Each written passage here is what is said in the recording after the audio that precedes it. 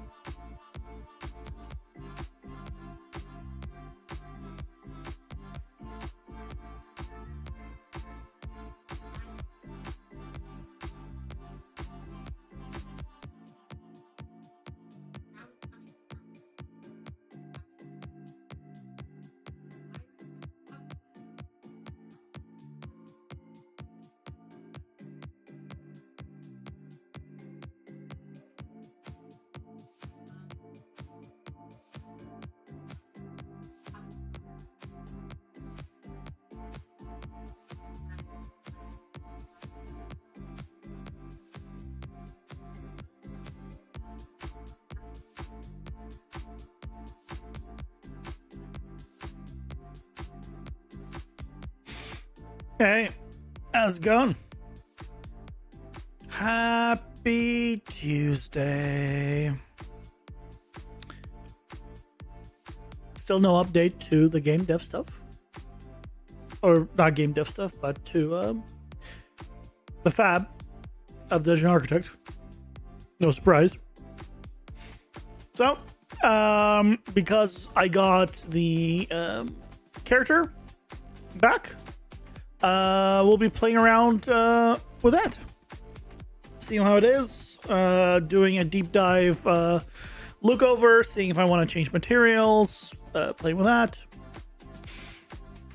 And I think I need to already close the lights or close the blinds. Why? It's not even end of March. I was hoping to enjoy some darkness for like another month or two. 2 months probably is pushing it, like a month. It is what it is. Hey Lawrence, welcome in. How's it going? Hope you're doing well.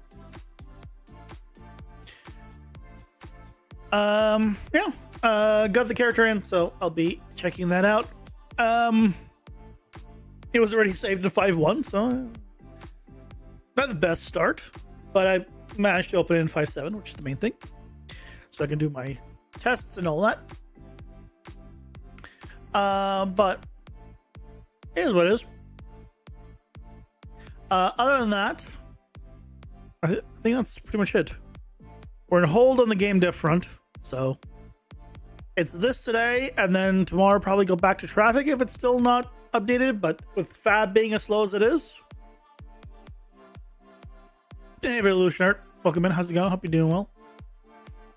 I mean, I don't know. Fab needs to update it first. Who knows how long that's going to take? It's still not updated.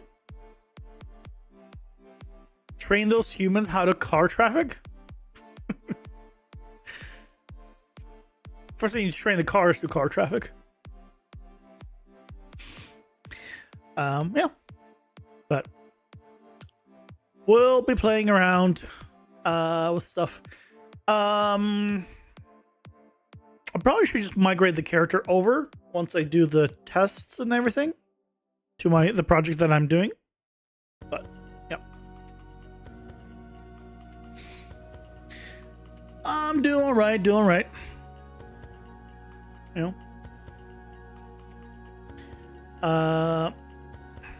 Here's the character. We're doing some tests to see how it looks, if there's issues and things like that, see how the material's holding up, all that kind of stuff, see what we want to change, if anything. Yeah, that's gonna be the plan.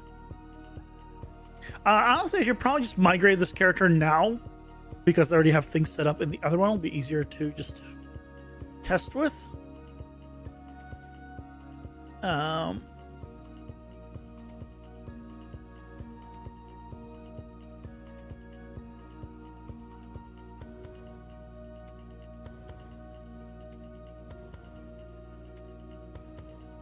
Why is it taking stuff from other places? It's not organized, but it's fine. It's not the final thing. Let me just migrate it over to what? The character sprites project.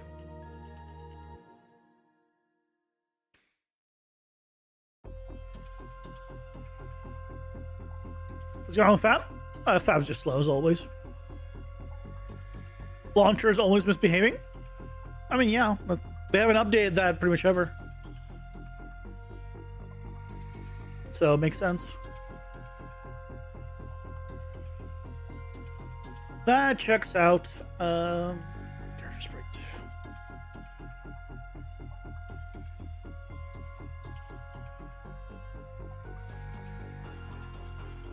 Oh, it has to recompile everything because I haven't launched it in 5.7.4 yet.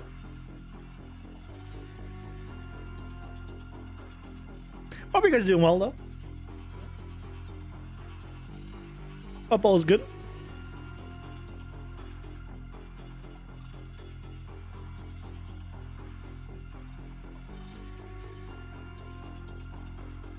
Plan is to see what the materials, if there's any issues with the textures, if we need to tweak the materials, test the rendering, see if it looks good as sprites from all directions, see if anything needs to be changed accordingly, etc., etc., etc. So it's possible that it'll take longer than just today to go over everything, but you know, it's a start.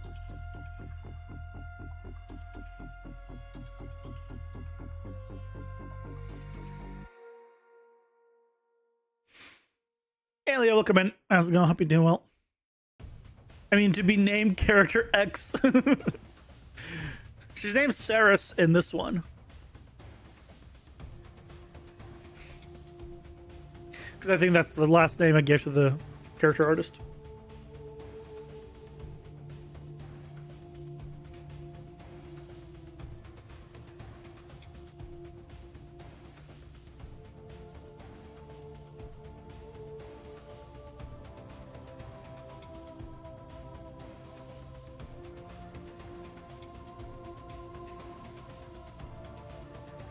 Less than 2,000 left. I don't know why it has to recompile everything. Always. Or should we just remember? I love how it was pretty much done and then went back to like almost 2,000 for a moment. It's drunk.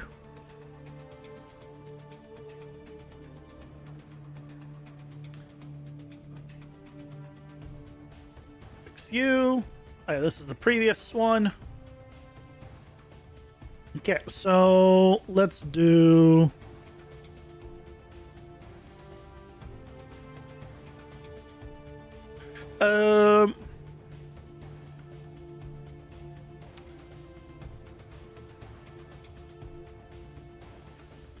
Let's put it all in texture pass V1. There you go.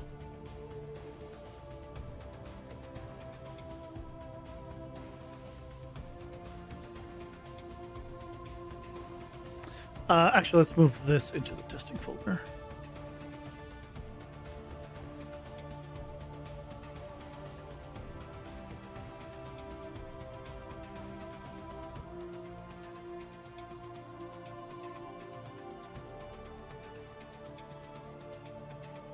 Okay, system, you know how after you get the mesh from PCG, there's a bunch of odd large triangles that are basically defects in the mesh merge?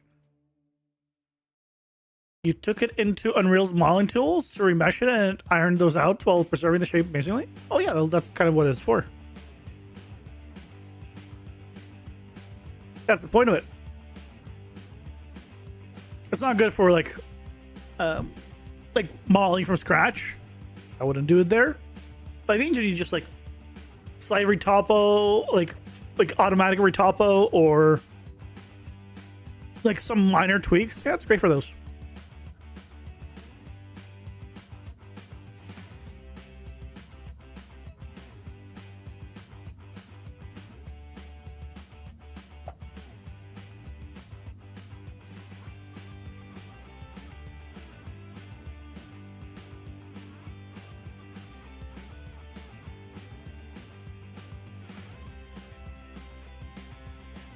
You got it down from 750k to 100k. As long as you have the, I mean, for a cave, I imagine you don't have many silhouettes, so yeah, you should be able to get it down quite a bit.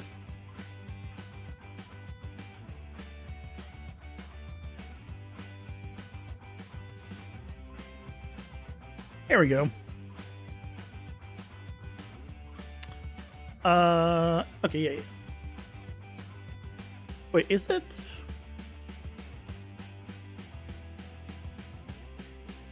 Why is she Y forward? Why? She's not even X forward. Okay. Grab that as a screenshot.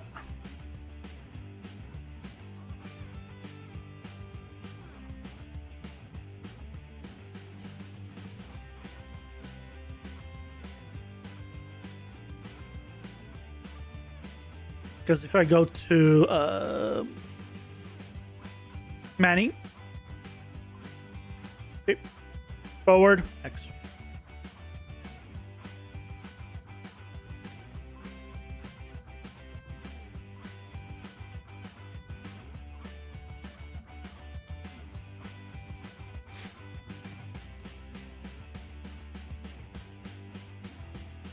Barely noticeable in terms of detail. I mean, if you use a displacement, then it's going to be even less noticeable.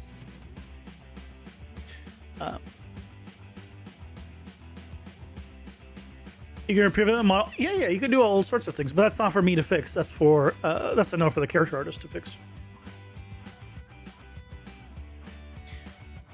She is so shiny. Holy shit. That is some that's some gloss, huh? Dear God.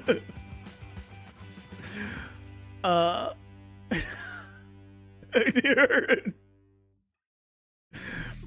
Okay, let's.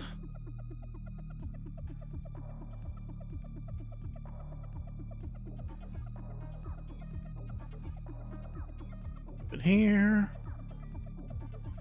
I'll just zero it up.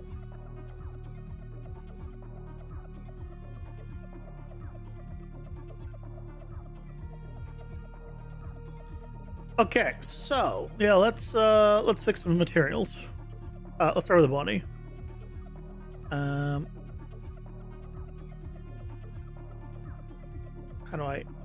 do I best, I guess like this? What are you specular? Oh God, why isn't this okay? Well, Why is the body, why is the face the parent of the body? Okay, but, and then there's the skin. And then there's the master.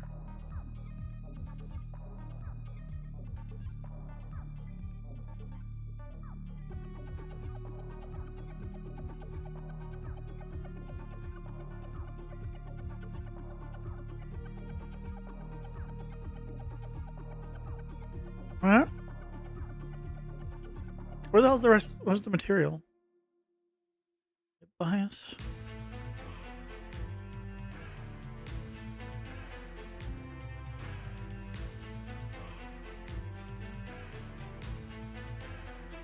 Udip? But I thought you saw using Udip. I have so many questions. Where's the material?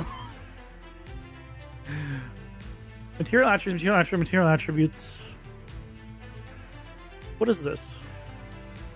Okay, so here's the stuff.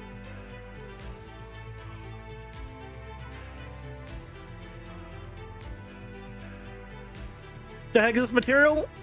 I mean, he's proud of it, but it was made in 5.1. So a bit outdated for sure. Hey, Pokepark, welcome in. How's it going? Hope you're doing well. Y4 is kind of standard for fab models, but in real, I'll use X forward to know why people don't get it still.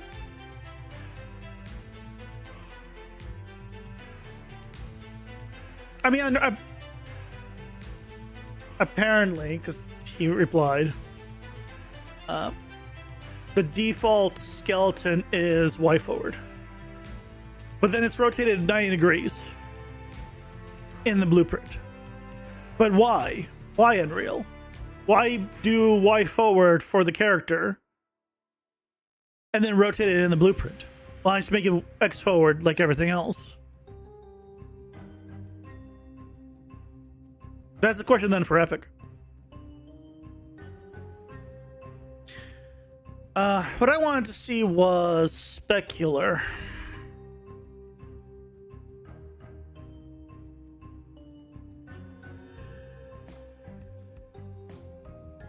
Because I wanted to see the controls. Because this is way over complicated for what it needs to be. And it's very hard to follow. But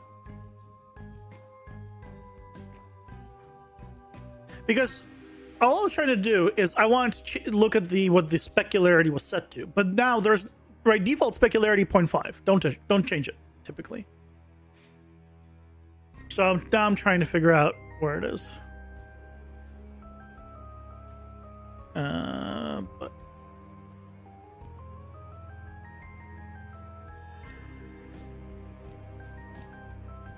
also, welcome in, Owl Game Studio. Delhi Z should be forward? No. Why should be up? No. Even in Blender, I have Z up. For sure, Max is also Z up, which is what used to be the default for games. It's also so convenient having the bottom one be up. Forward side up, very convenient. So that way the middle one's not the up one. I mean, I prefer it that way, but I know they plan to change it to Y up. And okay. Huh. I want to know what these settings do.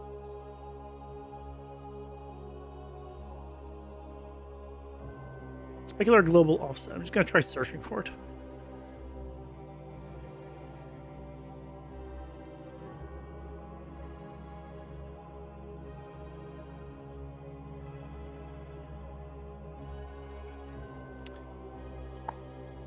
So it's not here. So wherever this is, it's not here. Okay.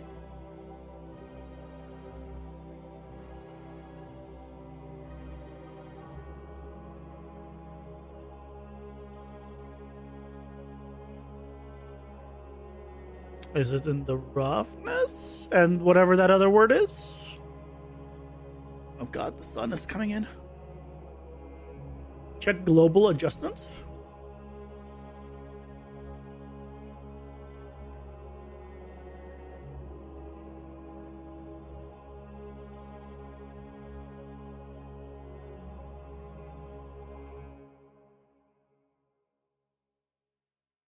Oh, this one. Okay, specular now.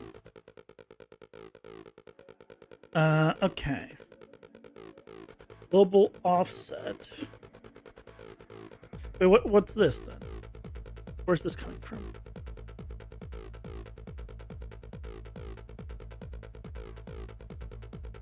Is this a layered material? Hold on. No, it's not. Oh, but this is like a sub thing. That's why. Okay. This is a material function. That's right. That's right. Not a layer material. So taking whatever specular's inputted.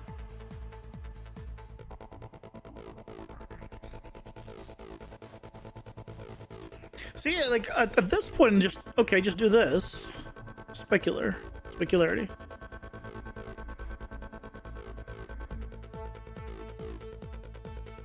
Done. You want to offset it? 0.8. You want to multiply it times 3. Done. All functionality, one node. But that's me. So so what is it the default though? Okay, so now I'm still looking for the default. Is it in this? It's not mid bias. So it's still here.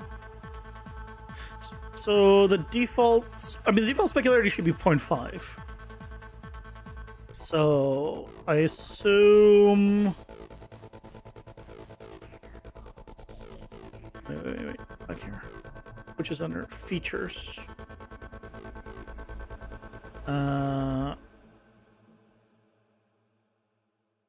What's the option called? The specular from Orma.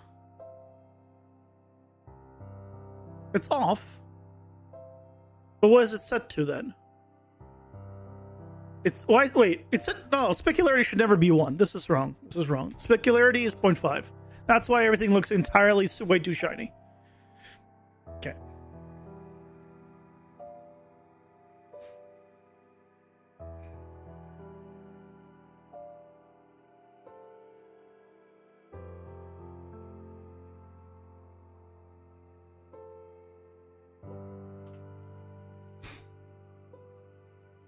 Goddamn son.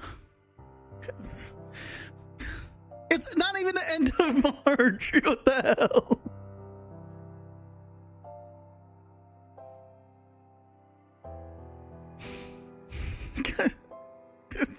What the shit? It's not even the end of March. Why is this sun out? Why is it 76 degrees in my room? Okay, so that should help. It is okay. Then the next problem probably is that it's way too smooth on the roughness front. I'm not sure why the body is coming from the face.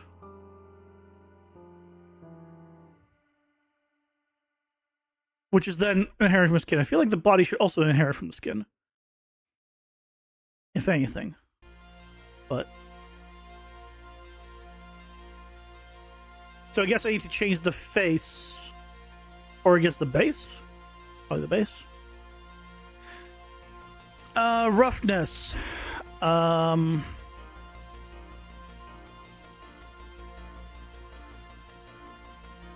Global offset. Okay, multiply, but that doesn't tell me what the default is.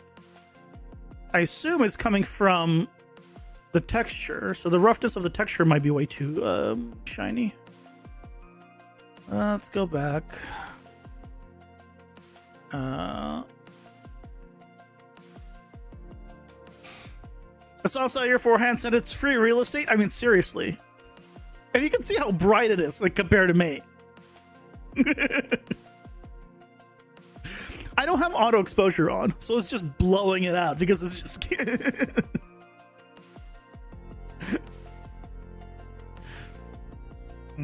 Roughness. I mean, yeah, so this is probably from the orm textures.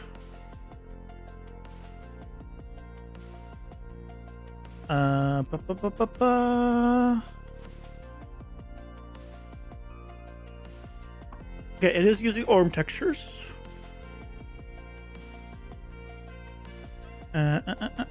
So it is going here. So it's orm texture VT.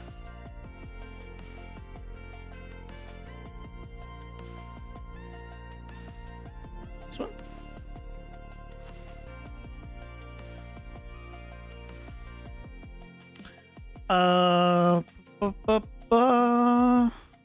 I mean, it is pretty like it is quite dark, but let me see what a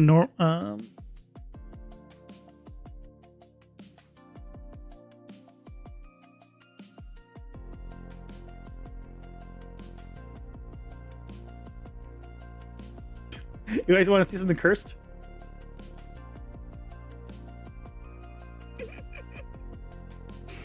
Yeah, it is. That is considerably darker though, on average, right? So so she's very lazed up, lathered up in oil.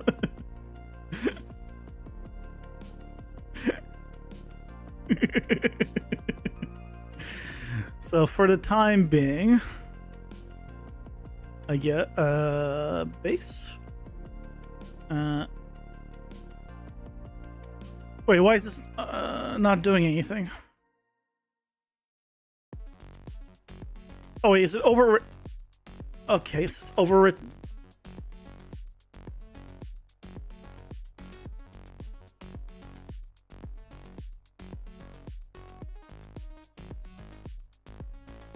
Okay, so the roughness needs to be the actual texture needs to be adjusted, because it shouldn't need to do this.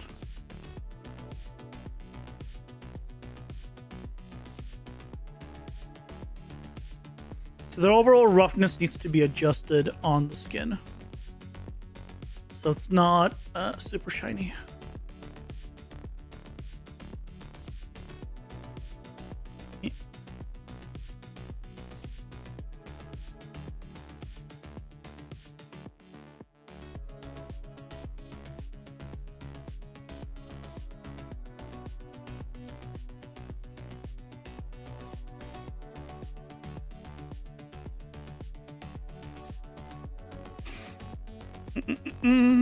Scientists found the most reflective surface on Earth in unrelated news. Canada faces sudden heat wave. It's getting. I feel like it's getting brighter every time I look over. Maybe it's just the contrast between the two. Here, you know what? This will help. At least I'm no longer as dark.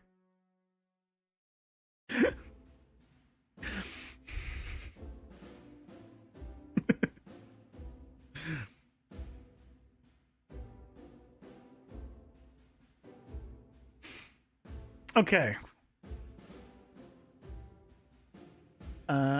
Skin is better.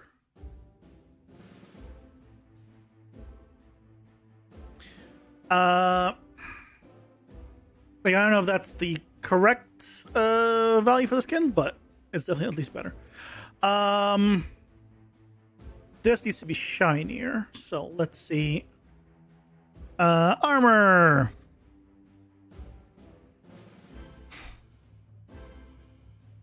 But this is roughness is at 0.5. Wait, what is this?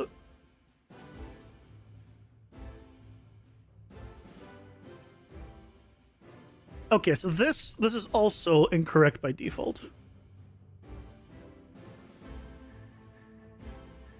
Because that means, so by doing this, right, is fine when you need to like adjust things, but when you're going from if you have a texture and you're saying, okay, make that texture and crush it into this range, you're taking basically half of the range and you're losing the in-betweens now.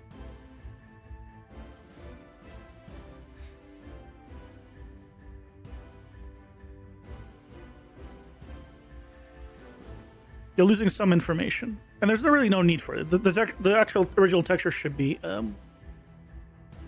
correct.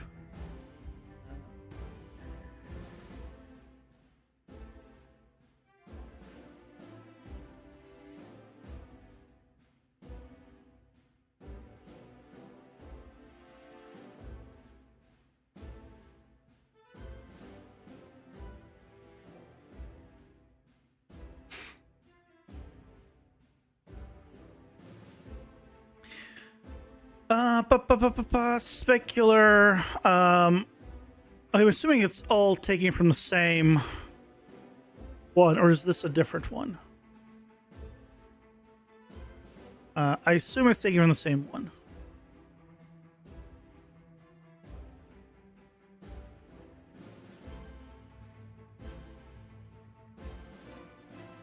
Yeah, I think it's taken from the same one. So this should hold. But yeah, this entire specular tree just be a single scalar. Okay, so let's adjust the armor. Oh, hold on, this is cloth armor, character base.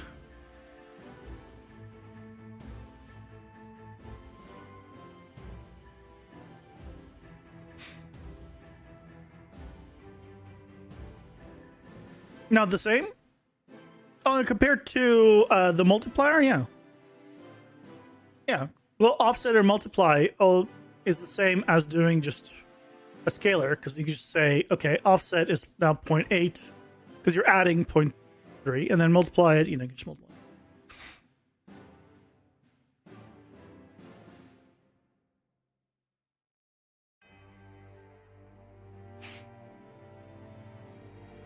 Different materials needing different masters? Oh, yeah, absolutely. Although you could set up one that does it all and just have different switches.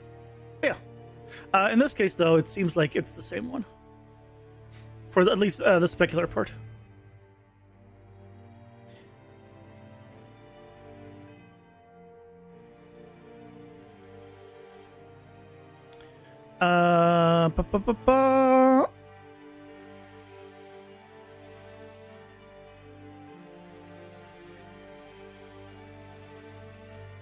Let's play with this.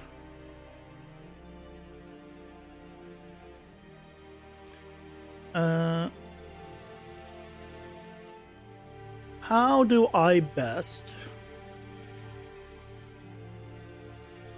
emphasize the texture work?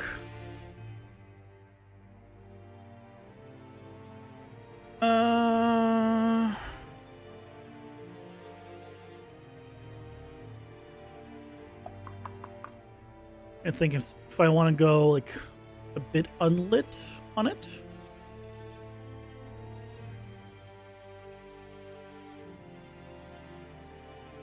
We'll see how it looks rendered.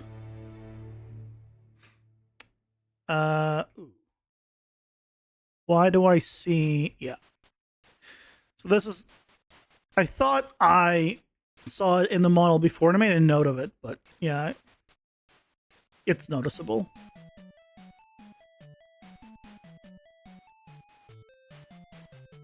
You just see the skin underneath.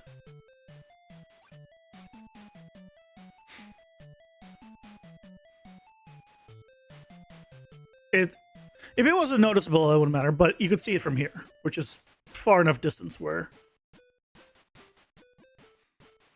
Yeah. It's noticeable. do I have controls?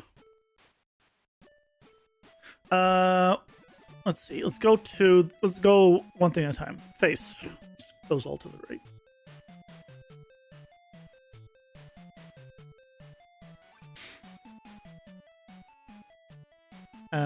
Sure.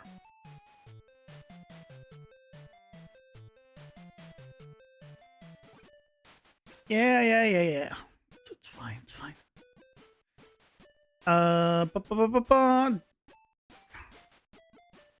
What do I have? Use Artist Delights. What is Artist Delights?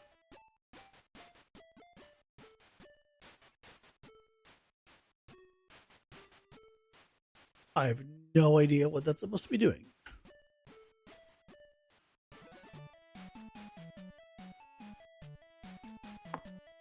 Not a clue. Okay. That's fine. That is demonic. I think that's I think that's the what's it called? What's that game called? Unity. Assassin's Creed Unity.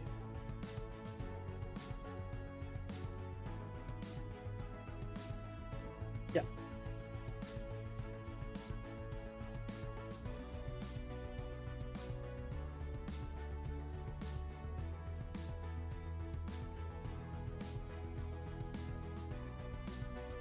I'm glad we have the Assassin's Creed Unity option here, in case I need to go and bring over the the character to there. I know it's not actually what's happening, but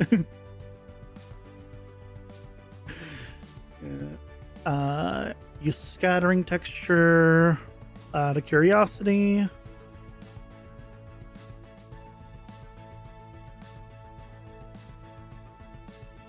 I don't really see any difference, but it's fine.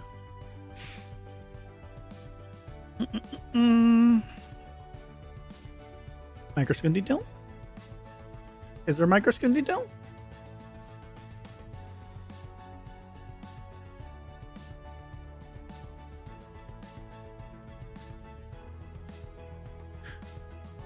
Oh, it's because it's freaking subsurface, so I can't look at the base color.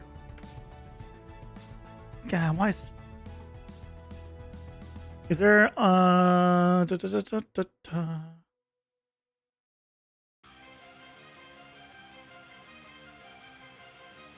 You see a difference? Yeah, you see the difference on the lips. And I'll be honest, I think it looks better with default link because I don't know if it's the subsurface not configured right, but right, you just all that detail washes away from the lips. So I'm actually gonna swap it to default lit. And now we can look at the unlit.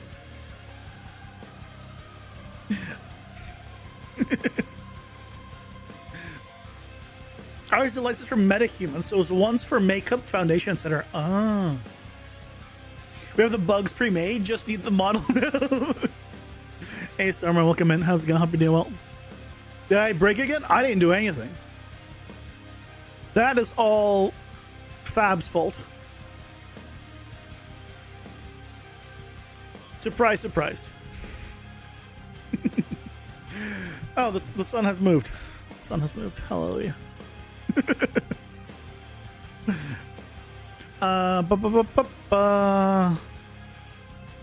So, microskin details. So I think this is not doing anything. It's fine, because that could be removed. Bent normal? Also doesn't seem anything. One thing I need to do is go to... I always forget where they move, where they change things. Viewport scale, no. Screen percentage, custom override.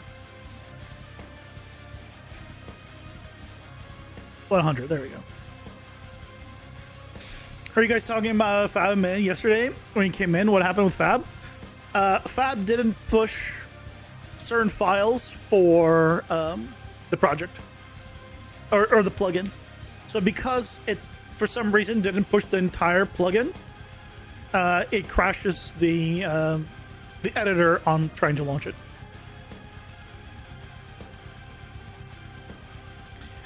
So Fab messed up as always.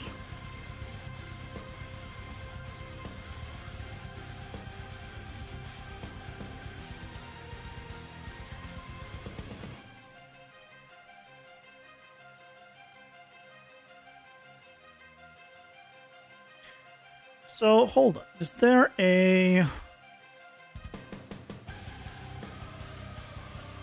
Wait, do I not have it on anymore? Oh, it's on. Artist Delights is on, but I guess I can't tint lips. Oh, it's lips tint strength is 0. No, can't tint lips.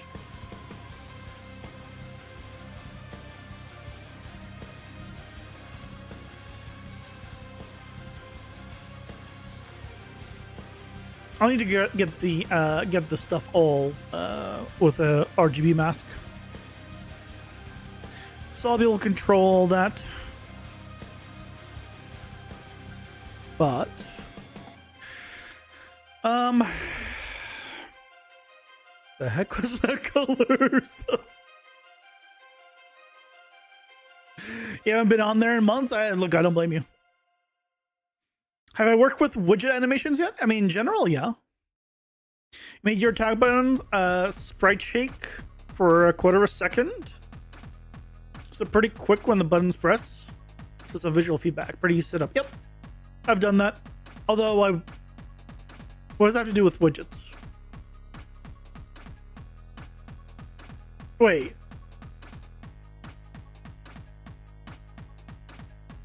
Yeah, wait. Or are you shaking the UI? Is what you're saying.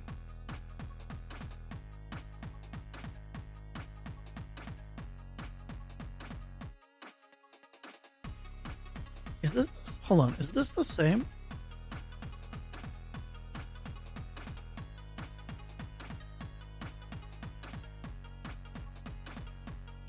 Oh no, there's two separate armors.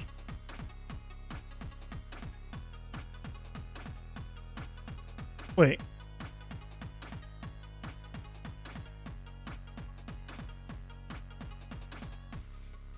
This one's character base. This is character base. So it's the same. See something? Okay, no, it is the same one here. Okay, it is the same one.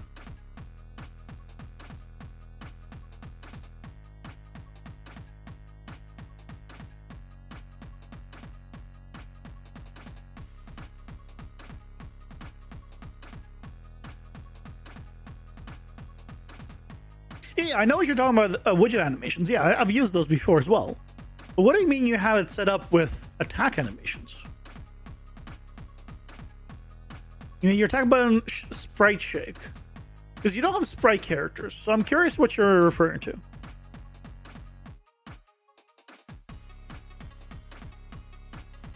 Quality?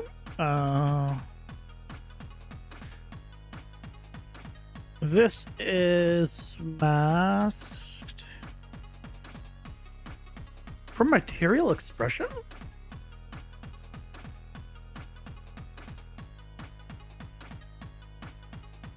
Probably default lift by default.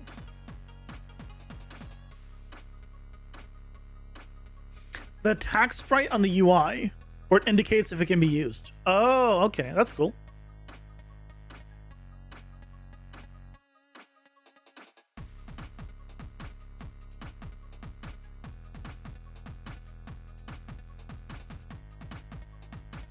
Ah, see, by having things, this is one thing,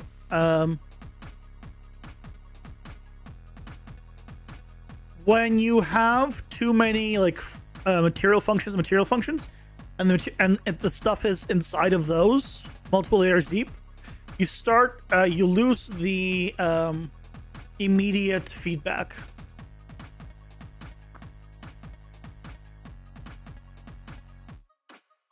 fun fact.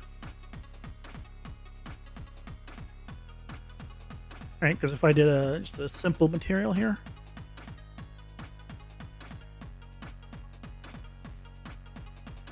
Storage parameter, doesn't really matter.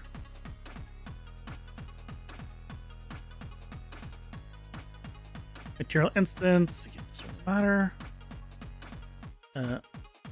Yeah, so I've replaced it on these guys.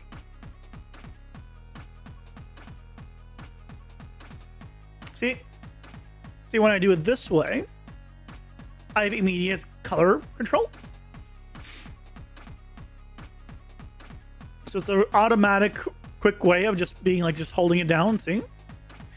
But when you have it like many layers deep, then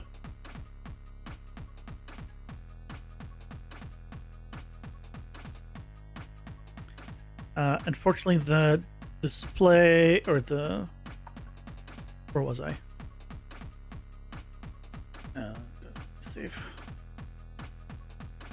Yeah, I don't see it right away. Okay, let's go to upper base color.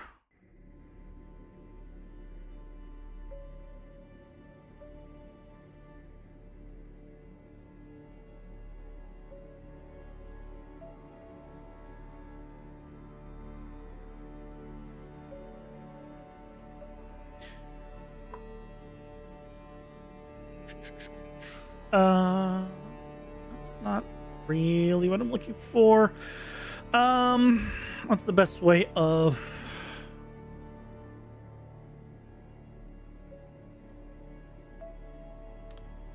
Oh, this is not part of upper. Lower?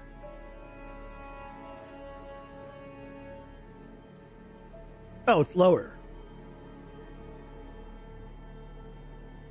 Oh, but this is also changing this, which should be a separate thing.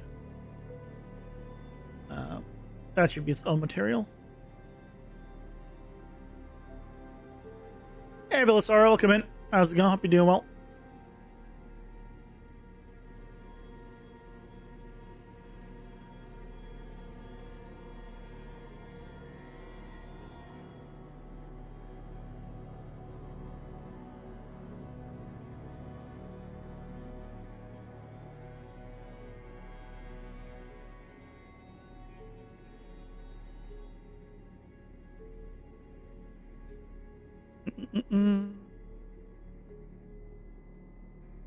Looks like I'm a busy man. I mean, I wish I wasn't.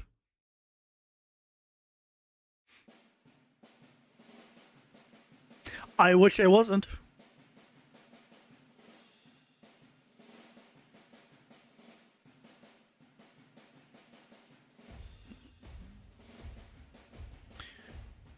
Okay, metallic, but again, what is the default here?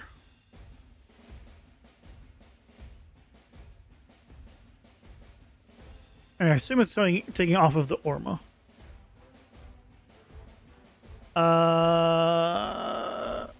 That doesn't look pure white.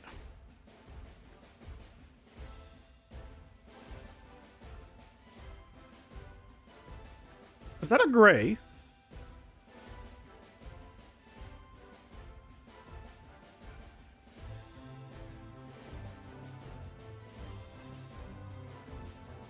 Where is it? Well, why didn't select it? Oh, there it is.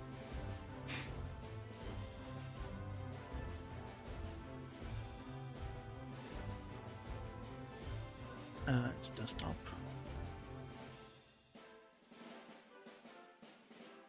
Oh yeah, also separate thing.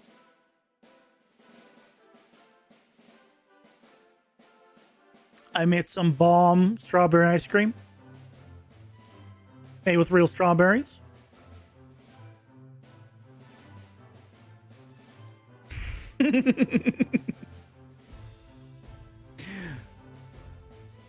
Is it with a new Ninja Creamy? It's fair share.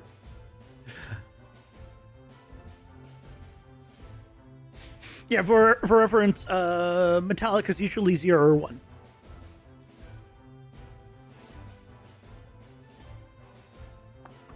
Let's see.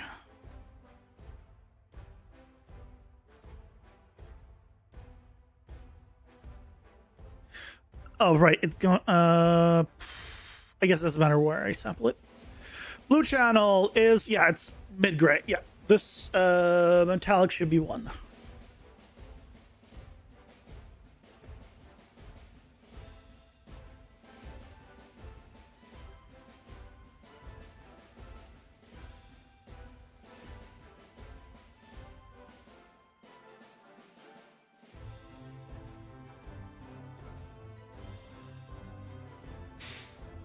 So you finally found a use of those Japanese strawberries. Those were Korean strawberries, thank you very much. I'm not rich enough for Japanese strawberries. You crazy? And those things were already too much.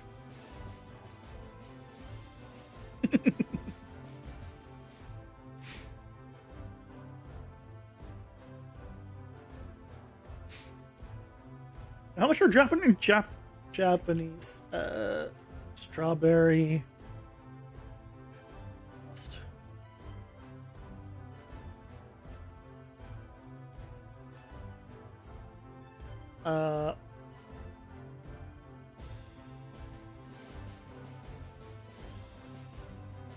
What are they called?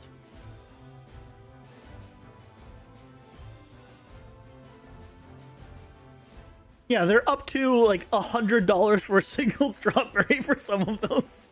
I mean, obviously there's the normal ones, but hey, so welcome in. How's it going? Hope you're doing well. You're looking respectfully? Okay. Look respectfully. But respectfully only.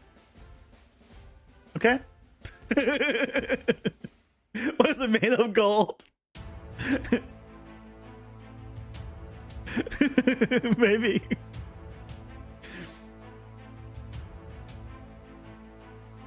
I mean, look, how much was the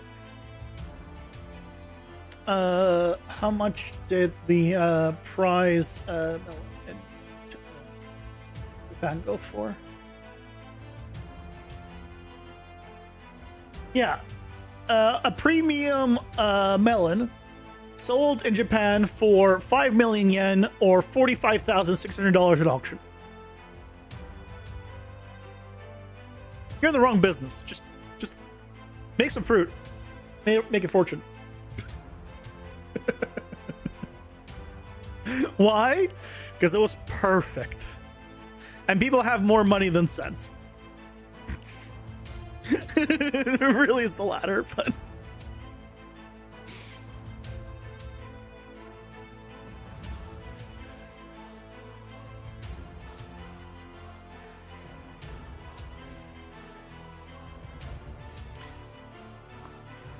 okay, well, what I wanted to go in here is make this slightly more separated.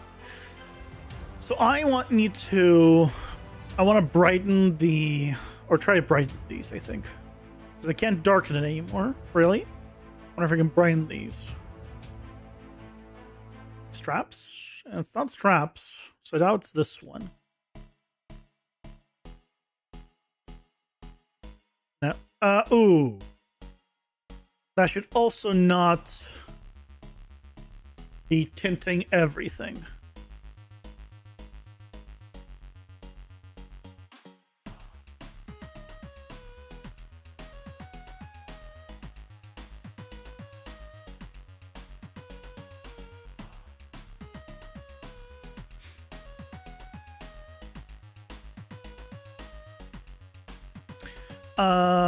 But that's not the one I was looking for.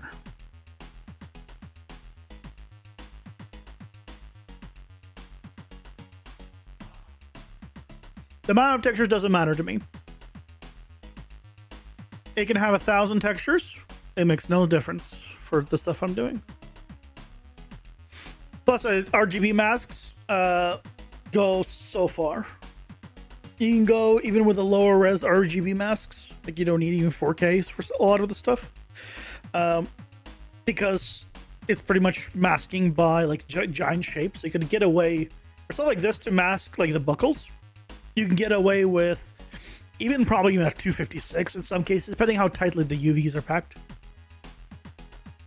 So you can get away with, like, instead of like if the rest of the texture is like 4K, you get away with like a 512 easy. Basically just a fraction of it. So yeah, the texture in that regard doesn't matter. Armor cape, we'll get to the cape later.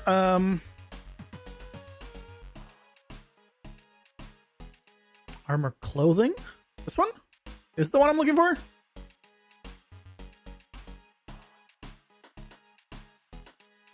Ooh, but okay, but it's all, again, it's all, yeah, see, I want to tint just the gloves.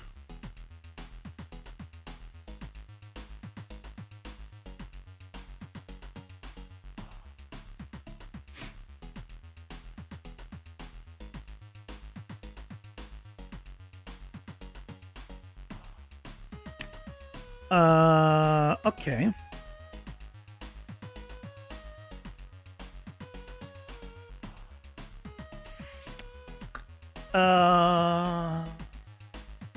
Yeah, because I can tint it brighter, right? I can make it brighter, but it also will blow out this, right? Which we don't want.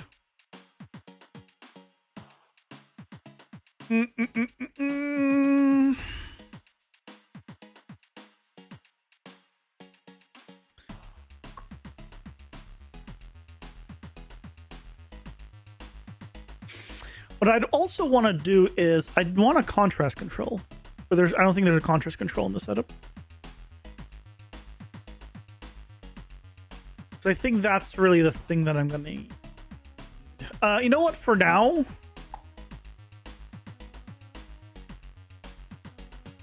I need to enable plugins. Oh, actually, I can use a. Yeah, I want color regions. Yeah, turn this on. Save. Restart.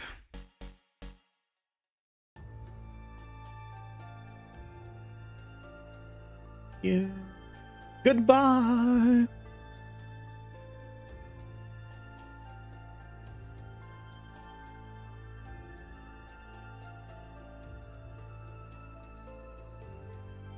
I don't know why I moved this down. Put it back. Put it back where it was. Okay. And a color correct region.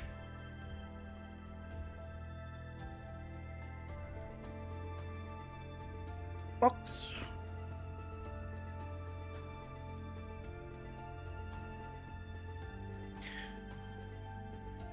And then I can come, where will I not get in the way for you guys? Here. I want to see what happens when I boost the contrast. Of course, I need to make sure it actually is working. By not being in a limit.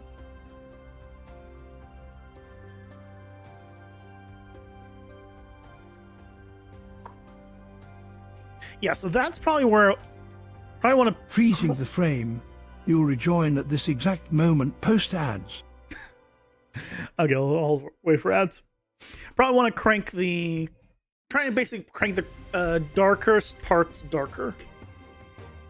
A little bit. I managed to spill on myself. Good job. I filled this up too much.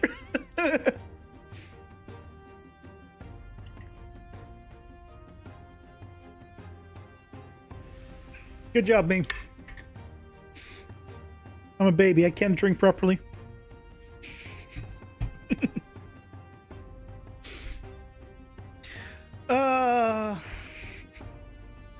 First time drinking, sorry. Never drank before.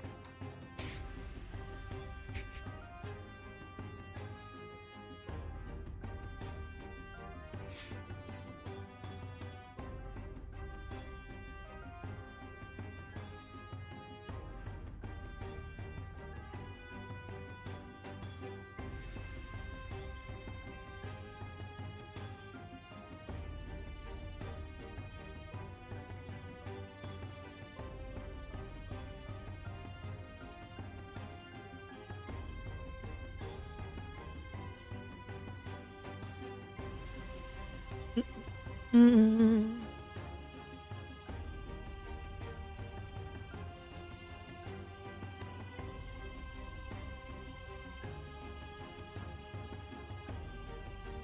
Yeah, having it darker, I think, is better.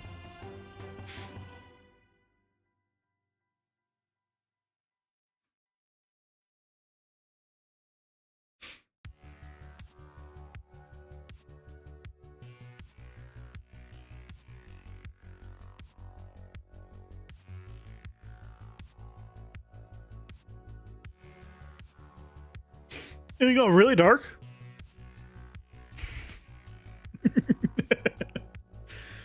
Perfect.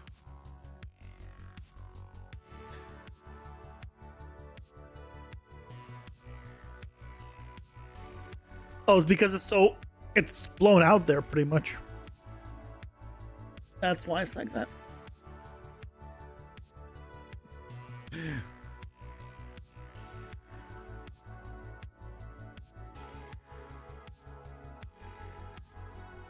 I'll put it back to 1. I guess it's just so close to 1 that even the contrast can bring it down at that level.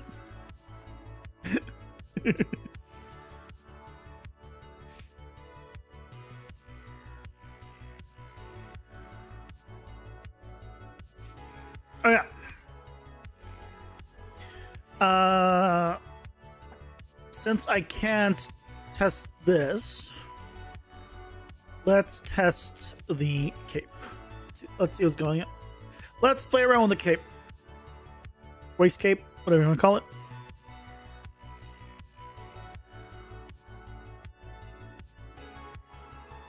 One thing I should probably actually look at is, it's something I usually do early on things, is just to look at the different channels.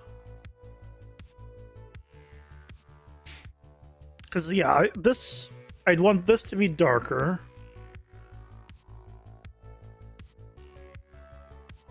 My God. That face. Should this not be should not be darker or glossier lips? But I guess once I have the control for the lips as well, I'll be able to, because I can't control the makeup right now. Yes, let's look at them carefully. Mm-hmm. Respectfully, though. Respectfully.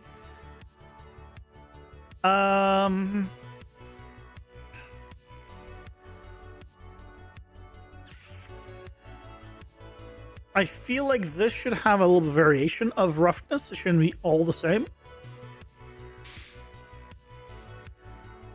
All of these scratches, right? Buffer visualizer roughness should be seen on the roughness. It should have a roughness change. Right, because there's no way you're going to get a scratch on anything and not have it be visually different roughness.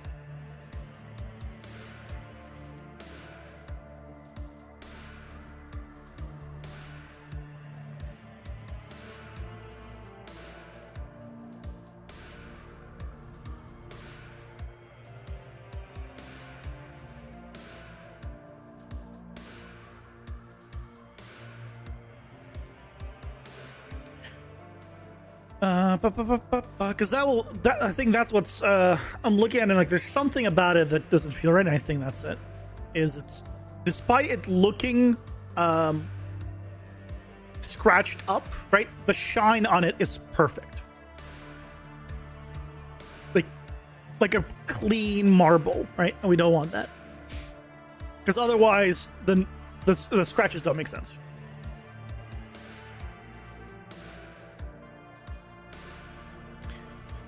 But we were looking at the cape. So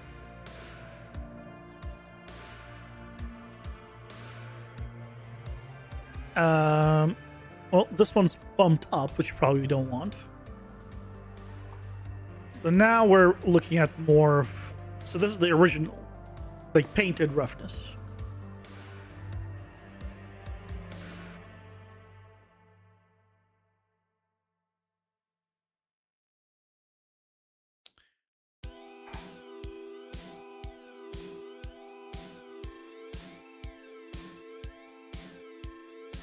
perfect. Look at it. Look at it shine. No.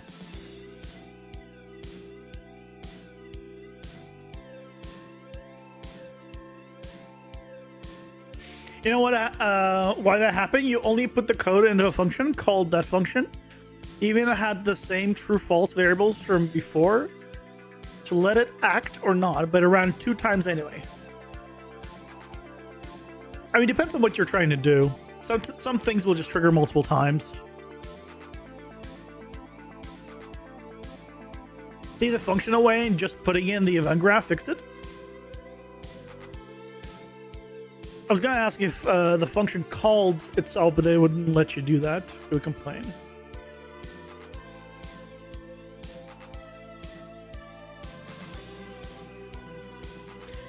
Something about the hair.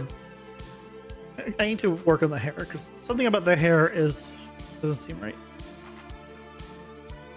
and I can't put my finger on it.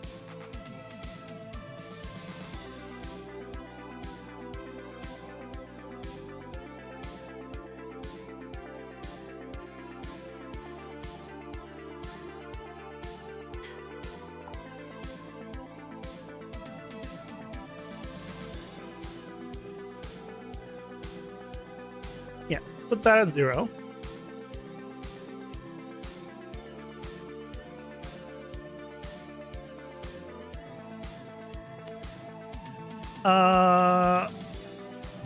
The hair probably doesn't have an anisotropic, does it?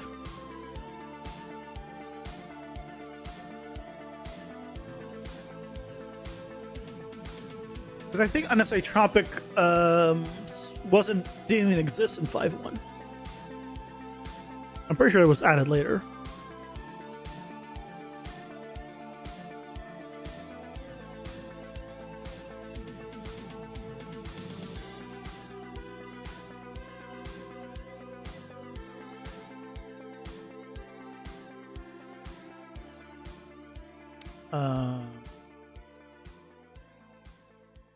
Key material attributes from what?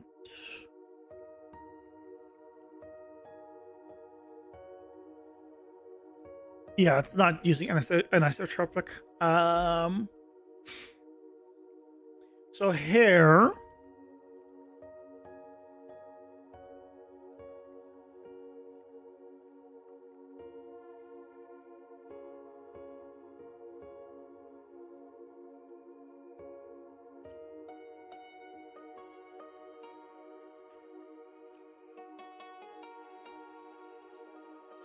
Hair does this, right?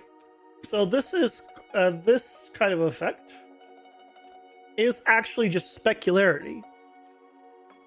I'm blocking it because I'm not there anymore. Here. So this is anisotropic reflect specularity, right? And this is what you want for hair. Why aren't you bigger? If you guys noticed, maybe it's just me. Whenever I try to click on any image now on Google, it's like the previous page is sending you to whatever. The previous page was Google Images.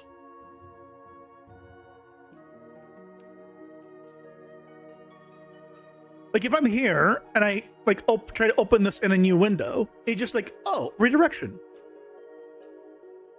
For what, Google? Isn't that the whole point of the website? Am I crazy that that's why I'm using a search is to open other websites? What do you mean I'm redirecting? Yes. What is the other point of the Google search? Am I the crazy one?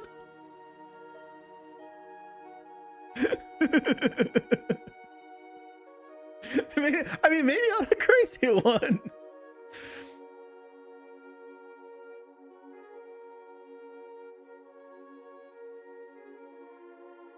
I just wanted the higher res image that it wouldn't open. But yeah, this right this is all anisotropic. For reference, this also happens on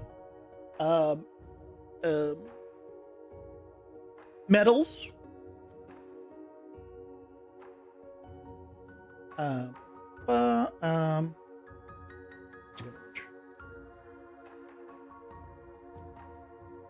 On like pots and stuff, you will get this. What was it? It's a good reference. There we go.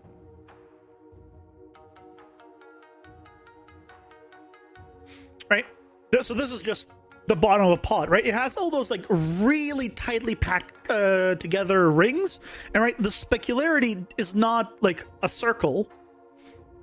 It does this, like hair, because it's basically a lot of super fine things right next to each other, and that's what kind of gives that shine across the head versus having just a single spot of specularity. So that's how you get stuff like this, right? It's very important.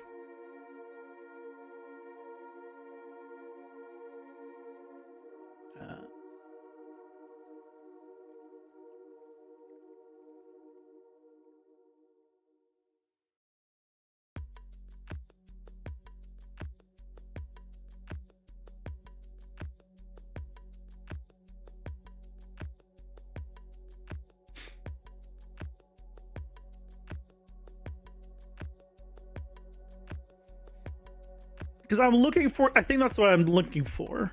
Now I don't have, to be fair, right? Here's a good test. Put a in here.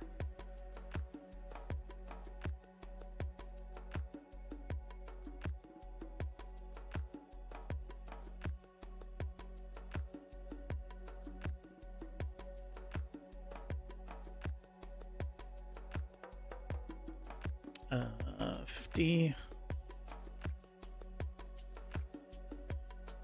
Right, it looks like a hotspot. It doesn't have that separation.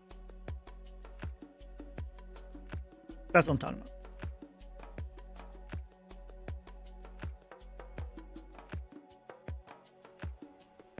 Right.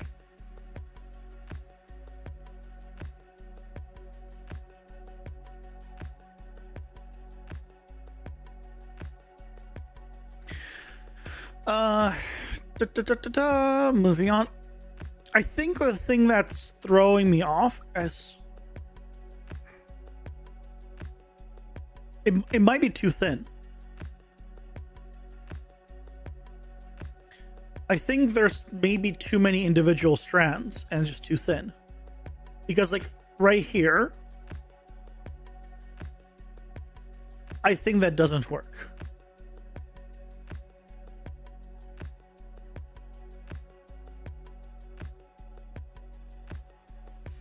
I think it might need to be less individual hairs. Like, it could still be individual hairs in the texture, just not in the alpha, rather.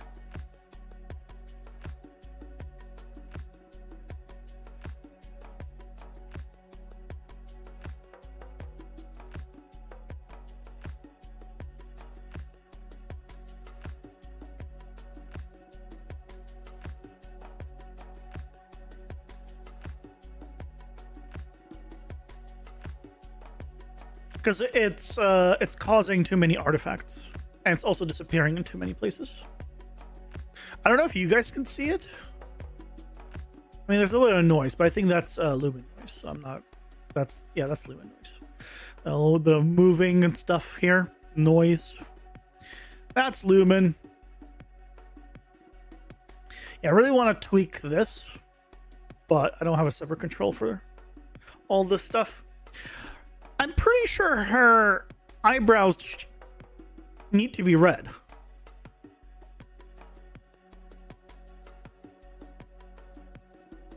Right? Like a red hair has red eyebrows. Right?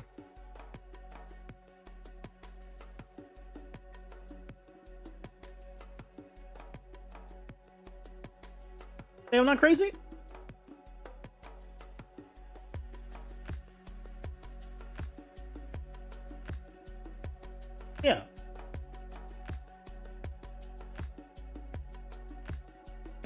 same color.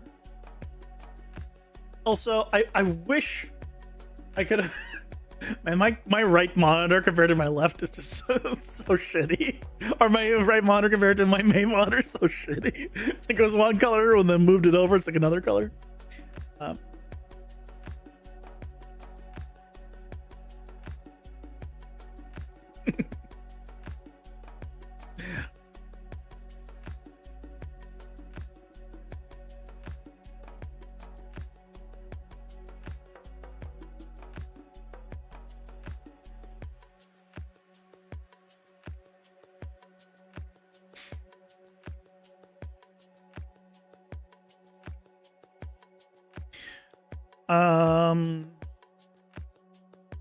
This is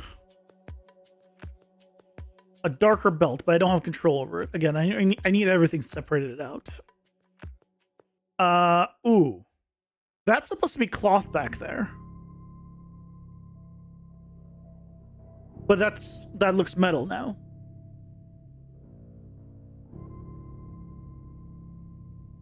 Also, that looks low res compared to this.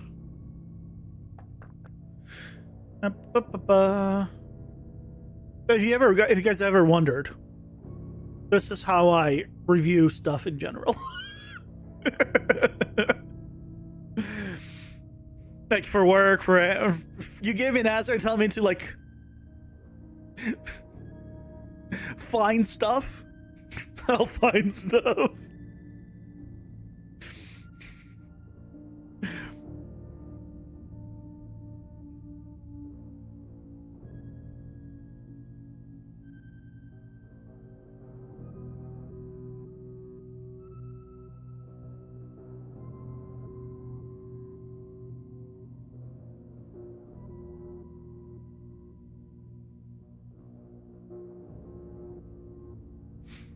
And then this part is reads low res.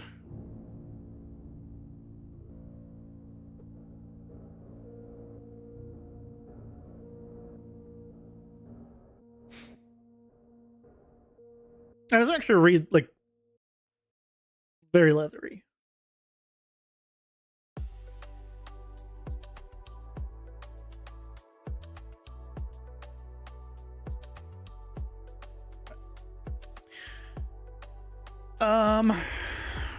I still love the shorts.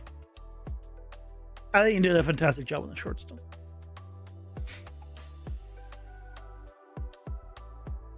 I think that's a knock out of the park.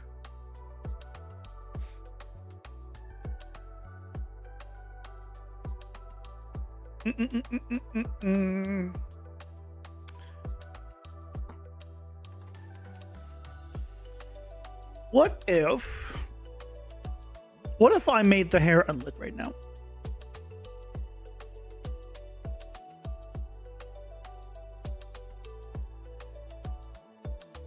And I'm masked.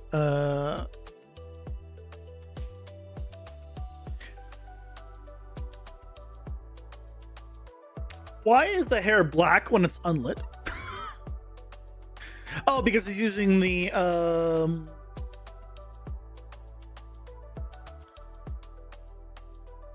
it's using the what's it called? Base color, not emissive, right? Needs to be put into emissive. Can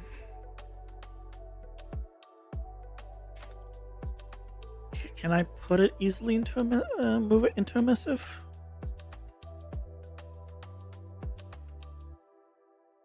Probably. Nope, no.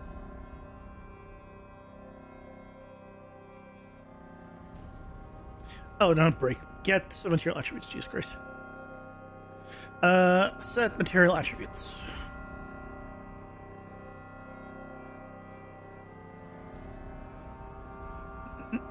Emissive color, and please get me this color. Problem is, this is not gonna work.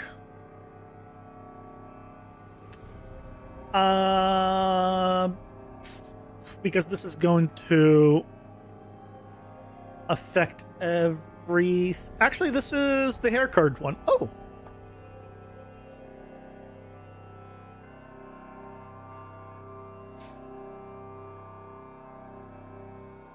Now, hold on a second. Hold on a second.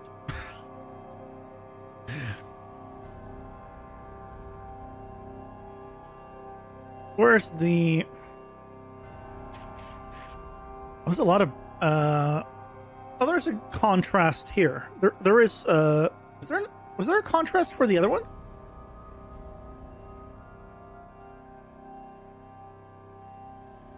Saturation value... Wait, what is the... Why does the armor not have contrast, but the hair does?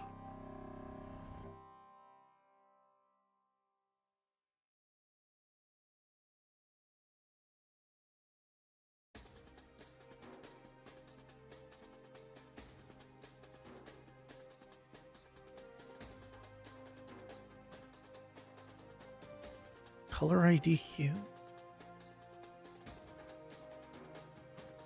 Okay, so now we're... So I've actually been looking at not the right thing then. The hair was not like the default hair.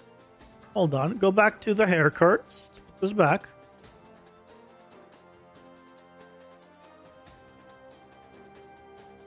Apparently I've been looking at very modified hair.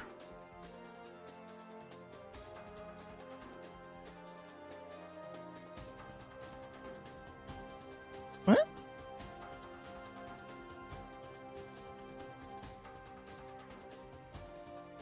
Oh, so the hair by default is brown, but it's been dyed? Why?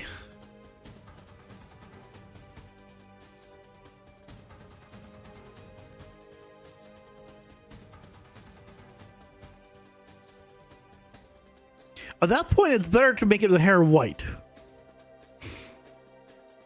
If you're going to plan on dyeing something by default, I always recommend making whatever the default is white. Because otherwise, you're fighting the tinting with whatever the original color is, right? Like, let's say you had the... This is a brown, but let's just say, hypothetically, you had a default blue color, and you're trying to make it green. If you're only left with a tint control, right, making it green is very difficult. But if the hair was originally white and it was made blue through a color, then you just change it to the color to green, right? So it becomes very simple. So on this one, it becomes difficult. Now, if it was like red originally, you're trying to make it a little more or less red, right? Then it becomes very simple. But because it's brown, this becomes difficult to fight against, basically. You're fighting it. Entry has banner, welcome in. How's it going? Hope you're doing well. Same with UI buttons and such, should be white so you can change the color. Well, it depends on what you're doing, right? Like, if you're making a wooden table and the wooden table is going to be brown, but there may be different shades of brown, or maybe like a little darker, lighter, you know, that's fine. If it's not something you're planning to change the colors entirely on, or be able to like make it entirely different color, then you're fine. You can do hue, a hue shift, right? But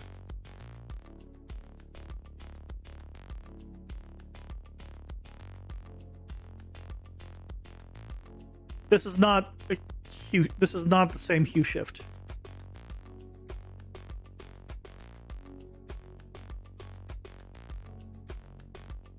This is not a. There's no hue shift on this control.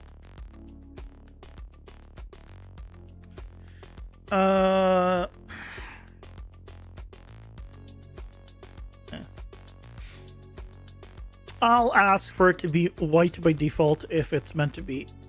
If it's meant to be dyed in Unreal, then make the hair white.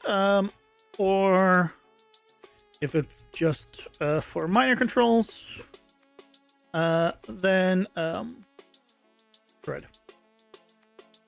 Then I mean, it has to be like more accurate to like the original than the original chosen red.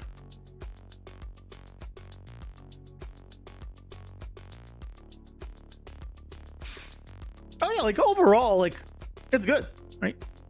Like, but I may be like, you know, criticizing a bunch of stuff, but that doesn't mean I'm not happy with the model. It's just how I am. like, I am very peculiar is not the right word.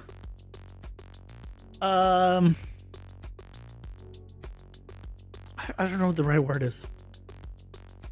Detail oriented. There's a word for it that's escaping me.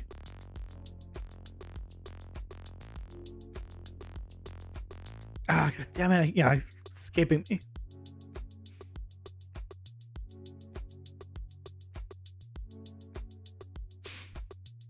But basically, if I know something can be like improved, I'll mention it.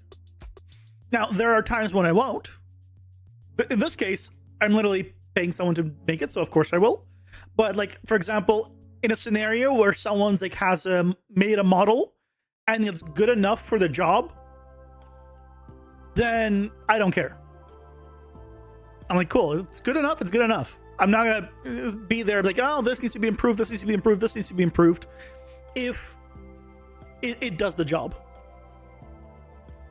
But in scenarios where it should be improved, then obviously I'm gonna look through it more thoroughly.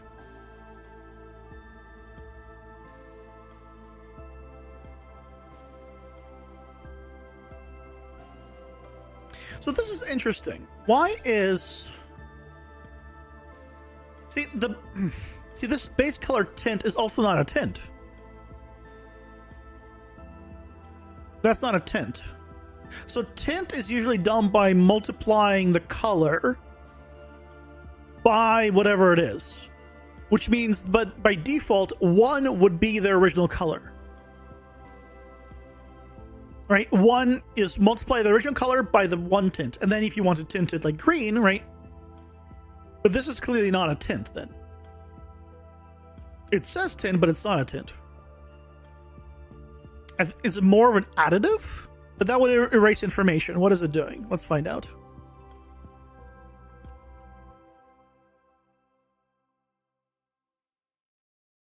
Yeah, we don't need you.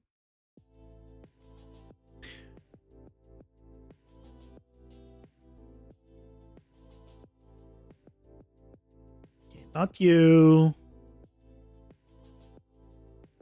Pasty max hair adjustments.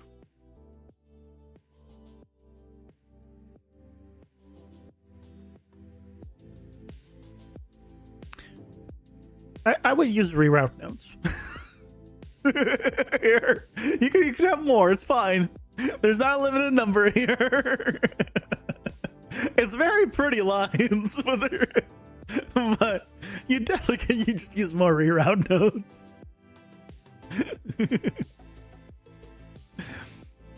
I'm looking for base color root tint, or just base color just tint. Tint. So we're lerping between those based off this. Yeah, see, it's adding. You don't want to add. Adding is bad. So the reason adding is bad, and you want to multiply here.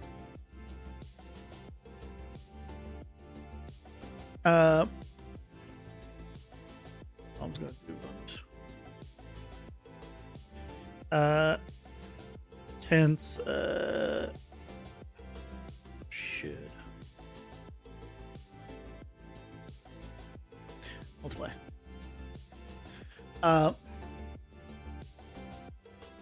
So the reason you want to do that is imagine a scenario where you have white color. You know what? Let's go with just white color, right? And you want to tint it now, but you don't want it brighter. You want the same brightness, but you now want it to be green. Multiply, you just multiply by, you know, drop the red and the blue channel so you have green. Right, good. And that's it. By doing add, you've doubled the intensity of your base color in the green channel. But you also still have, right, to get the result, because you're adding. You're also not able to remove the darkest parts. So you're never going to be able to darken it with this.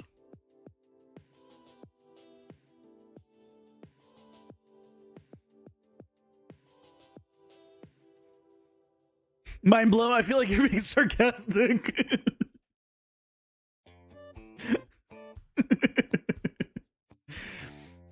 But yeah.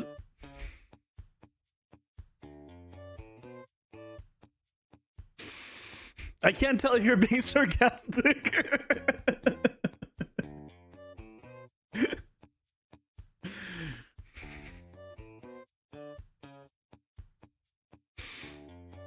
Try to kill your Epic's rat nest.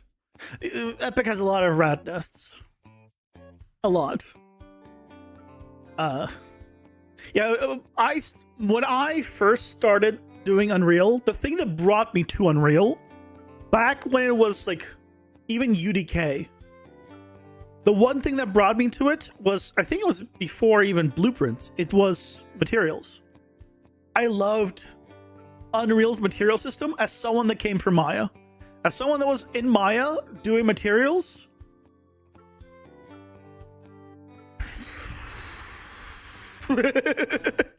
I was like, geez, Unreal's so nice. It's so nice. So my main focus for the longest time was materials. So, and I've made materials. I can't make like super complicated materials in the sense of like, let's procedurally make a great caustic material that's gonna properly math, right? Like that kind of stuff that needs a lot of actual math. I'm not good at. But setting up layers, masking, controls, and like all the normal like default stuff, that's my forte. You don't have a clue on how to do an isotropy thing? It's supposed to use the flow map. No, an isotropy is actually very simple. So in 5.1 doesn't exist. Okay. It does not exist in 5.1, but here's a fun one. If I grab a material now in 5.7, yeah, there's an isotropy right there. It does need a mask for it, but there's an input for it now, and there's tutorials for it on YouTube.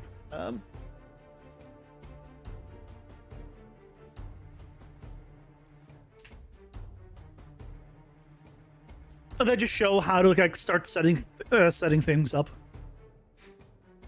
and I'm sure there's one that you can just find. Hair tutorial. Yeah, there's stuff for for hair as well. Yeah, there's tons of stuff. This input didn't even exist in 5.1. I'm pretty sure. Front material? I'm pretty sure I don't have substrate enabled. Oh, I might have substrate enabled.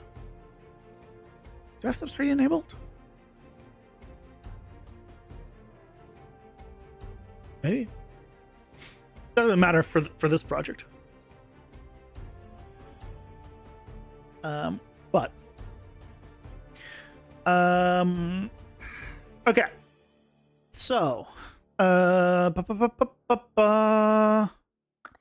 Yeah, if the hair is white or red by default, white if it's meant to be tinted to any color, will make it very simple, right? Because you just set the color and the brightness and on a multiply, which means the default is 1.0.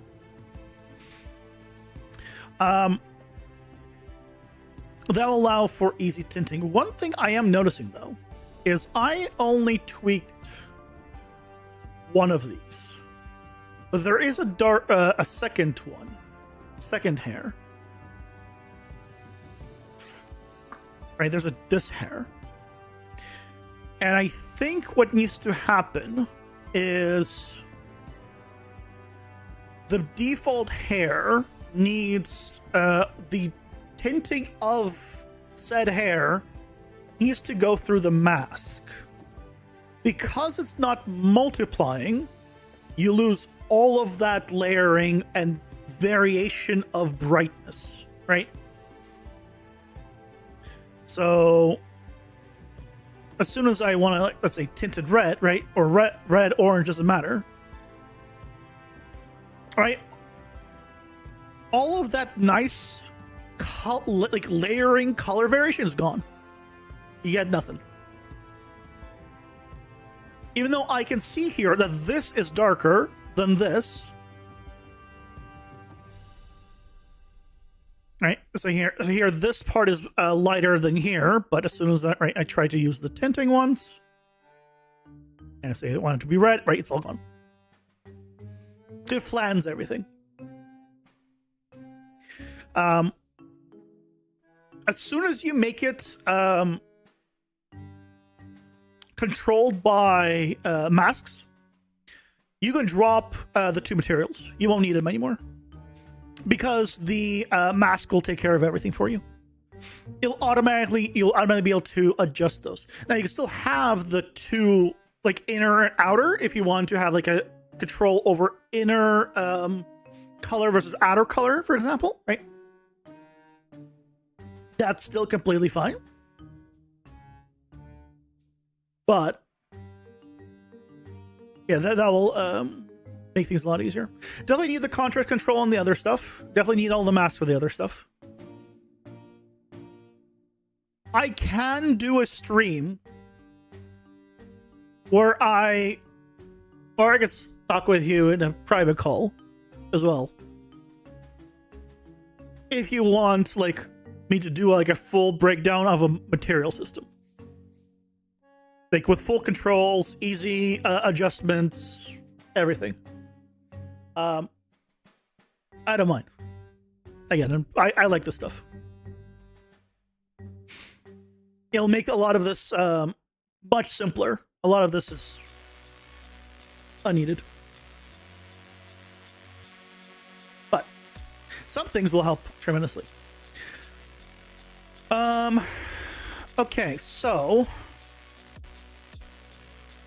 let's go to this hair real quick. I'm going to post this here, paste it in.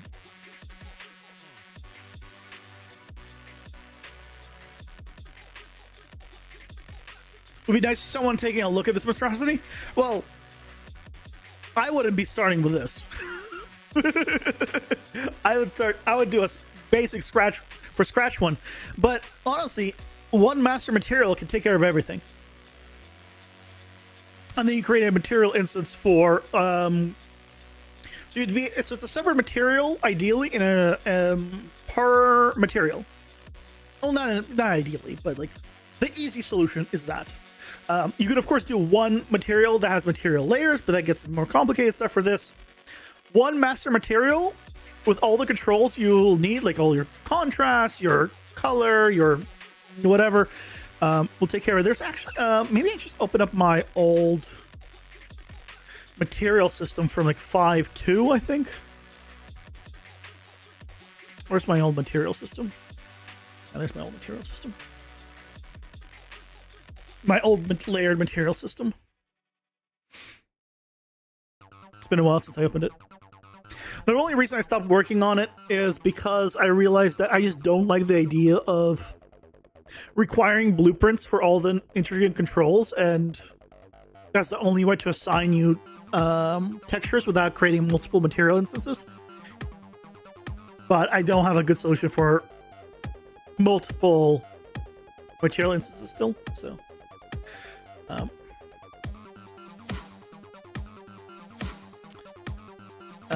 material layer. So this is a material layer, so don't mind it. And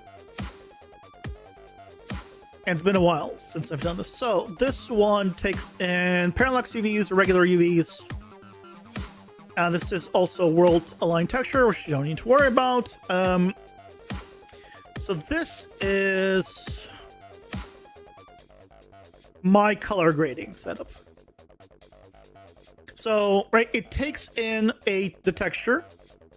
Then, first of all, it has a saturation control, which ironically uses a desaturation with a 1 minus, right? Because then 1.0 on saturation is actually no desaturation, right? So you basically make this a saturation node.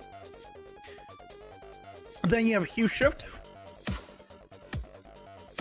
right afterwards. Then you have an achieve contrast, RGB, so you can change the contrast here. And then you have the tint. Tint is multiplied.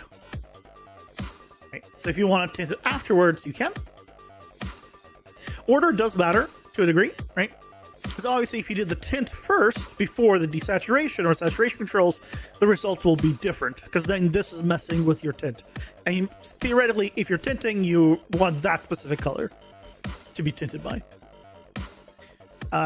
Then I have a power control if I want actual, like, it's a different contrast. This and this is different.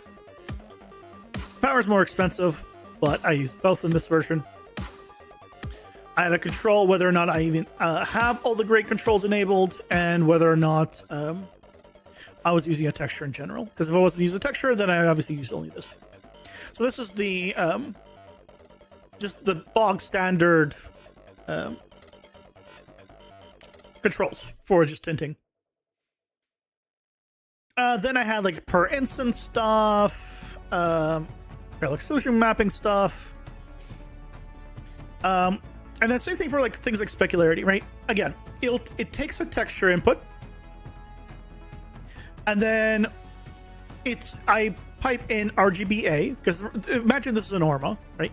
I specify the channel that I want, and again, same thing, grading. So this is my grading controls that I had for masks, basically, or roughness, you know, all those kind of things. So I'm able to control the min and the max, right? Then again, I can increase or decrease the contrast of it. Same thing with power. And I can turn them all off. But, right, this also takes an input. So the main thing here is, if I'm not using a texture input,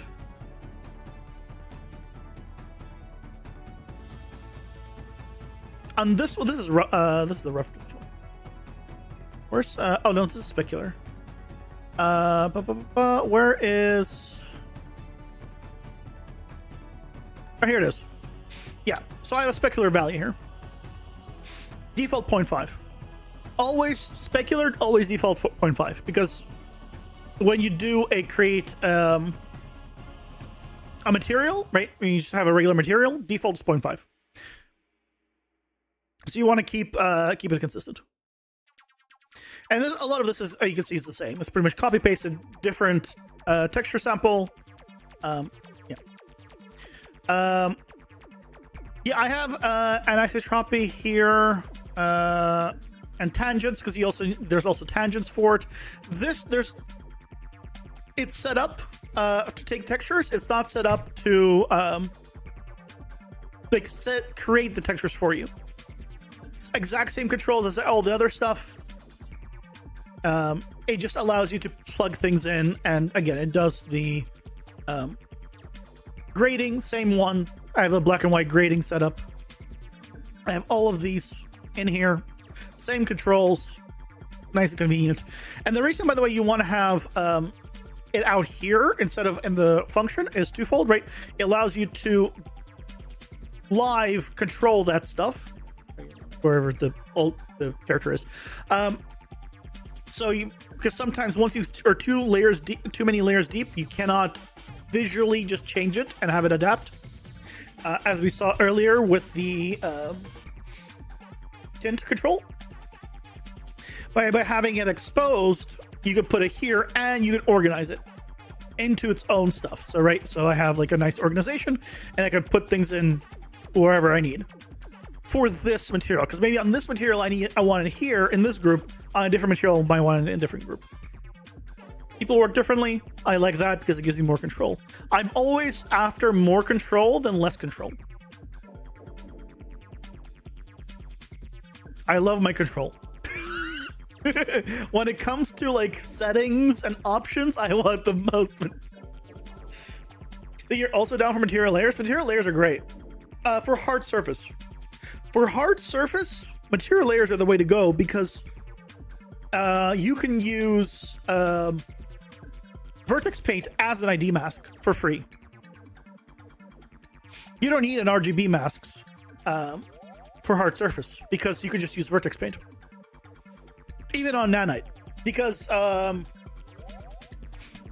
even though you like need to like paint normally, the reason it still works for nanite vertex paint is because your model should be separated by material anyway, right? You don't have a table with metal legs that is geometrically merged and vertices welded into the wooden section, right? You just wouldn't model that way. So it becomes very easy to just mask, right? The one material, the other material, easy peasy. Here's what you think of your current cave material system or other setup. I mean, if you want to post a screenshot of it, I can take a look.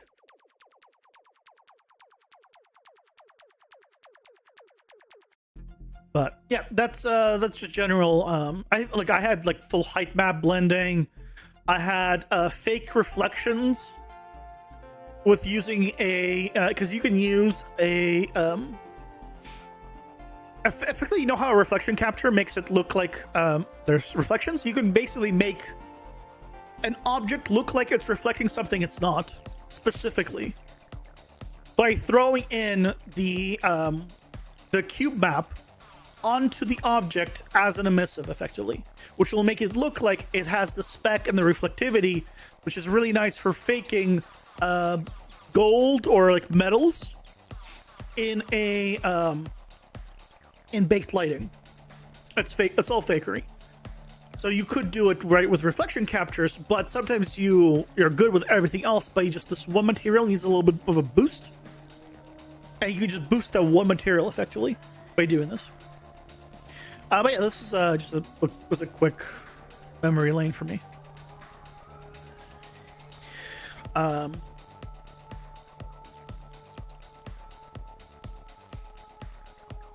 all this is fine. Also, by the way, general thing, you should never have. I mean, you should not never have, but in general, don't have a single texture just be an alpha, right? Because this is taking up three channels, right? But you don't need to have it take up 3 channels. You could put something else in green and blue for free. Like you could have like 3 of these be darker on the green channel and 3 of the 3 different ones be randomly darker on the blue channel. And all of a sudden, you can use those as masks to create variation and layers for no extra cost, effectively. Obviously, you need to add it in the math notes, but no extra cost.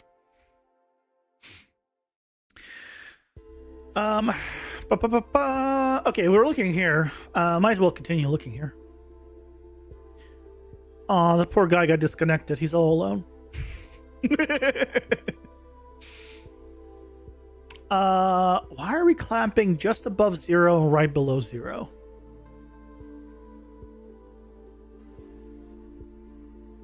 I don't know what the point of this is. Why we can't go to 0, why we can't go to 1.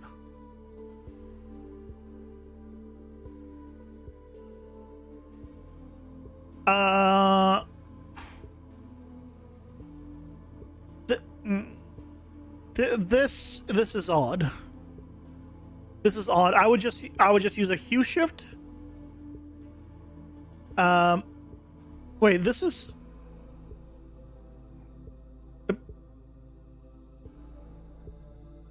odd. I would not do it this way.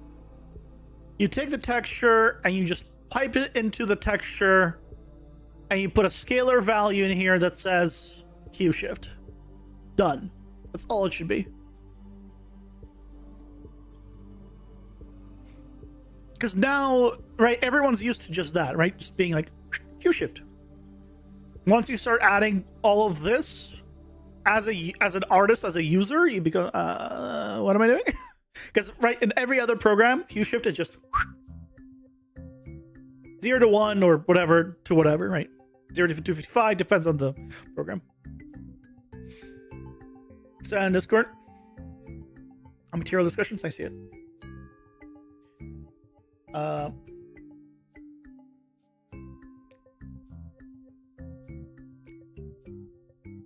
Print that, please.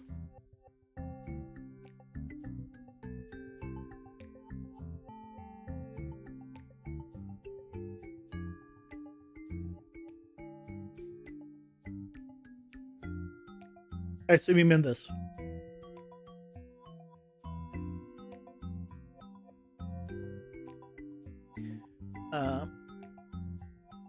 But again, like we'll go over materials, but let's take a look at someone else's materials. We can judge someone else.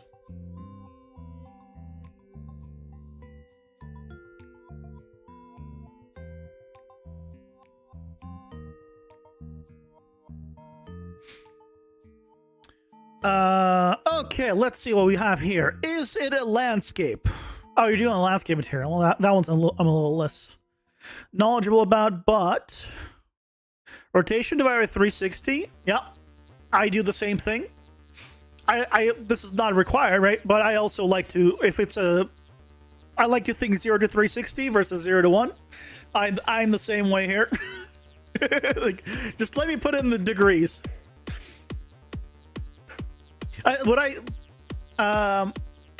If you're ever making this for someone else, you're gonna want to put in rotation degrees, typically. Just the word degrees in, so there's no like guessing. If it's for yourself, right, it's fine. Just saying. Oh, here's one that drives me crazy. Okay, this drives me crazy. I see what it says there. It says use albedo texture. And I'm dead. I am fighting words against this always. Always. This is called base color. Stop calling it something else. It's not albedo. It's not diffuse. It's base color. Use Unreal terminology. And I'm still, and I'm it drives me insane is because this is VFX terminology, and I just really hate how VFX, people in VFX a lot of times try to force their workflows into Unreal. And that, I was like, no, it's base color. Obviously, do whatever you want for your own projects. This is the actual resolution of the image.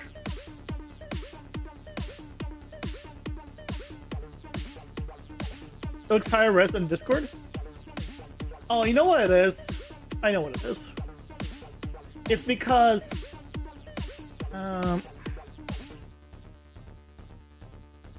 when you, yeah, there we go. It's because I had Discord in a half image, and so then it blew up only that and not the original one. There we go. I'll get the higher res. Thanks for that, letting me know. Yeah, it's a lot easier to look at that.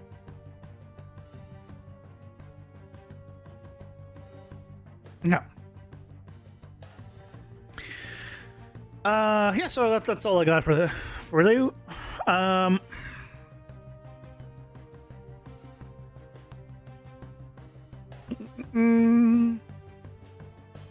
Yeah, so you have a rotation angle here versus rotation on the other one. Just keep it consistent. No albedo. Also, this right here, don't do this. What I'm talking about is you have a custom texture that says albedo. Don't do it. Put in one of the engine default white materials. You just search white and you'll get a default engine white. The reason I say don't do this is because you're now making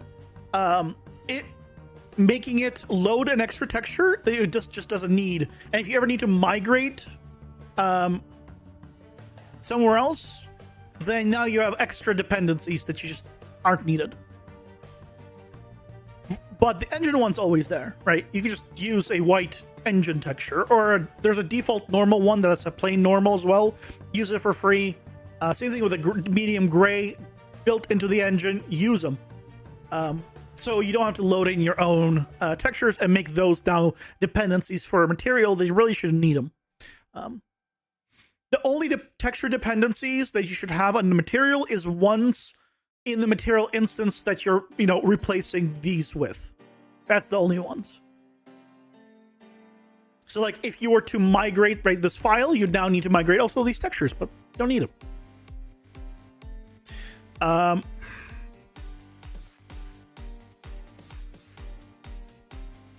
Albedo controls. So this is a personal one. This is a personal choice. I personally don't like having a single place where I control these. I like them separate. This is entirely a, your setup versus, how you like it. It's not like it's a right or wrong way. I prefer to have like just a scalar that says saturation, scalar that says contrast. Brightness, by the way, is never needed. You don't have a tint though. If you ever introduce a tint, which is a multiplier, you don't need brightness anymore. Because if you have a 3-channel color, right, you can just crank that to 2 in the value, and now you have a brightness of 2. Oh, you have an albedo. Okay, yeah, so this brightness isn't needed. Because, right, you could just change the tint here to 2, and you have effectively set brightness to 2. Well, that's a me thing. I know some people like to have a separate brightness control. I personally just drop it, and I just have it in the tint. If I need it to be brighter, I just set the value to be 5 or whatever it is. Some people like it separate. I'm not going to tell you not to do it. I'm saying how I do it.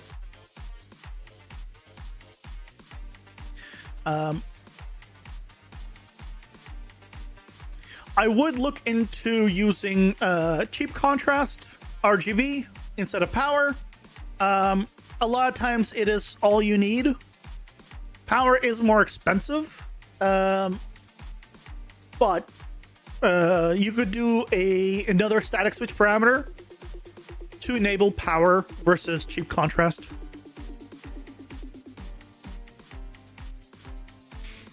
Minor stuff. Like this is fine in my book, but I'm yeah.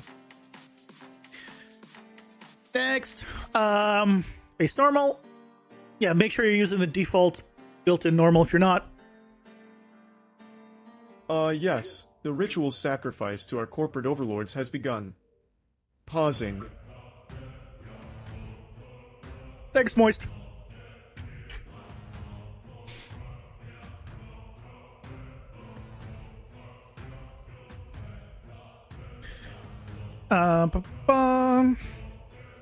Let's look over this real quick while ads are going. Yeah, use normal map. Detail normals. I don't know what's going on in here, so I can't speak on it. Don't use flat and normal. There's a better way. Don't use flat and normal, and don't use normal strength. There's a better way. I'll show it after that. Because you're gonna have both the flattening of the normal and increasing the strength of the normal in one go. Because otherwise, you just have issues with both. Because you can't use flat and normal if you want to have it like 5 times stronger, and you can't use 0 strength. Right? It just runs into issues. But there's a way to do it that you have both. And it's super simple.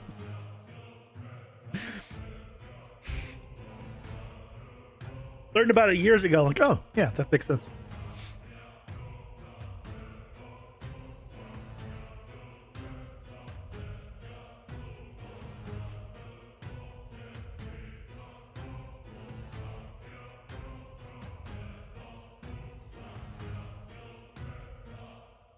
Wait, I didn't detach this.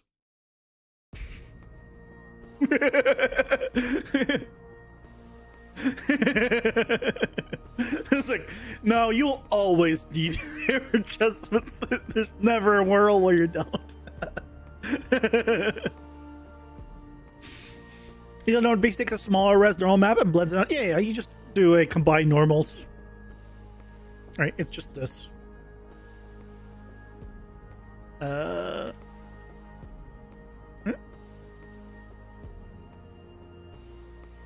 Where's normal? No. Is it normal? Oh, I'm in material function. No? Does that combine normal? That's the one. Blend, angle, correct. Yeah. Yeah. That's all it is. Thank you. Yeah. Yeah. But you don't need a material functions to just use this node. This, and I guess, and a static switch to blend or not blend, and you're good.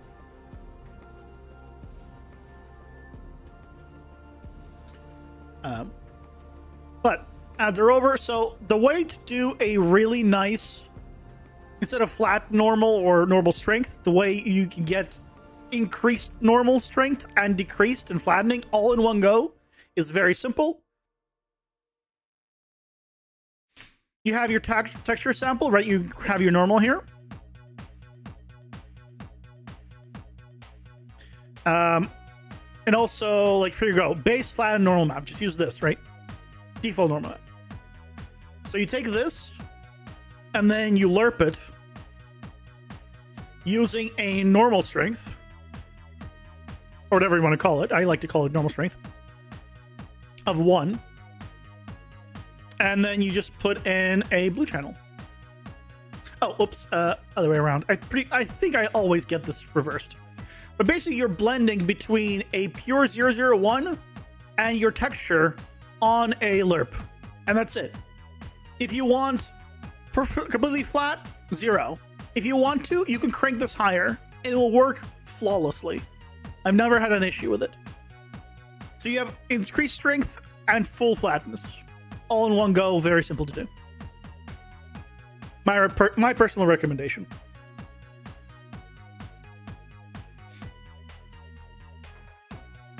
Yeah.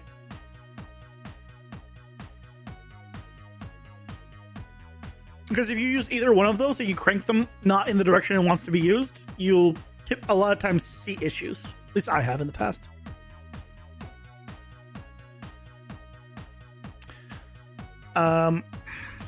What do we have here? Board texture. I just like to call them just pack textures.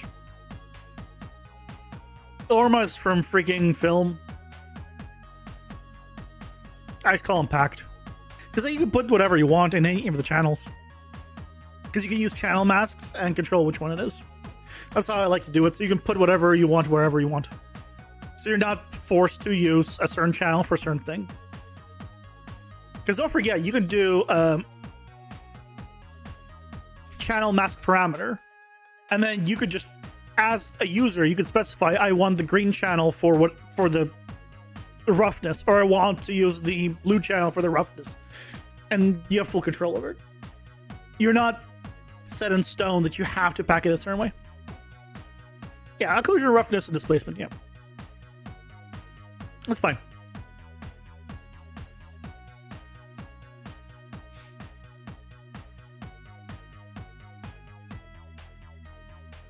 And you should. That's it. It's just this.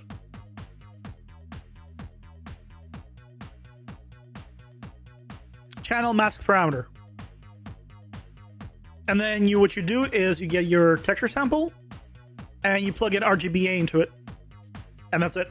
And now you can specify that whatever is out of here goes to whatever channel. And then you have one for, right, let's say roughness, one for occlusion, and you just give this one like a default red channel, this one a default green channel. Like whatever you have it set up. But then you can, if you want to, as the user, if you're like, oh, I didn't put it in the right channel, or I didn't need an occlusion, let's say, and you want to use it for some other thing, you can.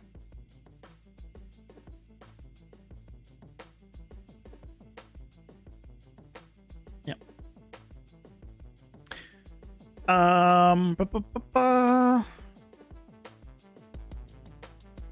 What are you doing here? Oh, you're packing it. Oh, I see. Yeah, I mean inclusion. Okay, yeah, you're doing that here.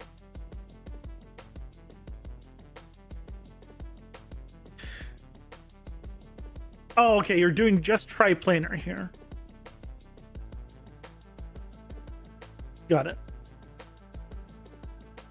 I'm pretty sure that ambient occlusion needs to be 1 by default, or you're gonna get a pure black image by default. Ambient occlusion should be a 1. I'm pretty sure. Because I'm pretty sure if you turn off use ambient occlusion and leave that on default 0, you'll have a pure black image. So I think the default should be 1.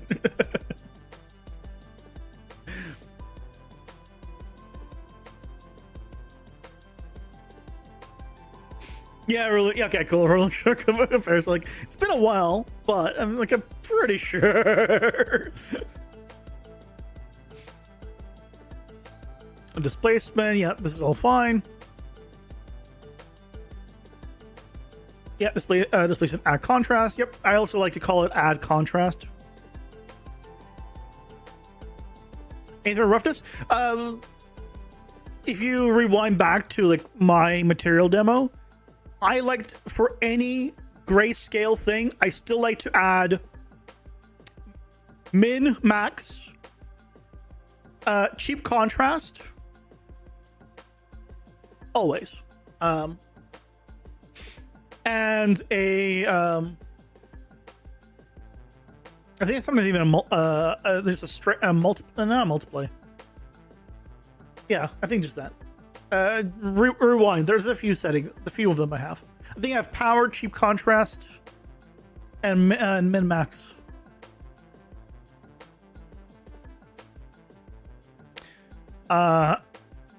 Okay. So a couple of things. This is a common mistake. Don't put it here. You put it here, and you just do set. Do I still have my thing open?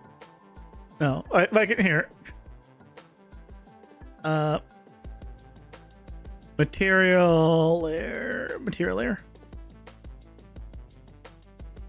Yeah, you don't put it here. You just say, hey, I'm putting in a base color. You just put it in base color, and that's it. And like, oh, I'm also working on the roughness. Even the roughness.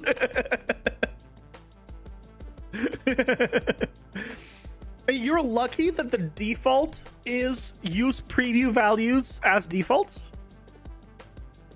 So you can do that. You can do what you're doing. But there's just no reason to. But that's because the reason for this node is so you can just be like, oh yeah, I'm just gonna add, specifically the stuff you need. Yeah. Doesn't hurt, just unnecessary.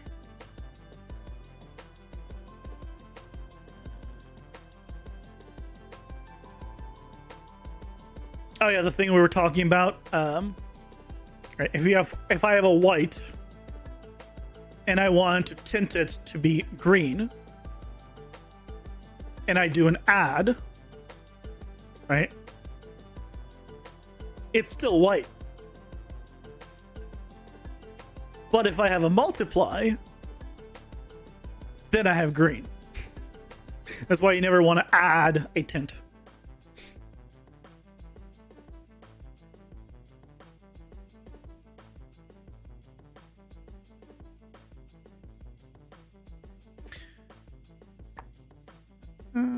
Okay. Yeah, that's I think that's all I got.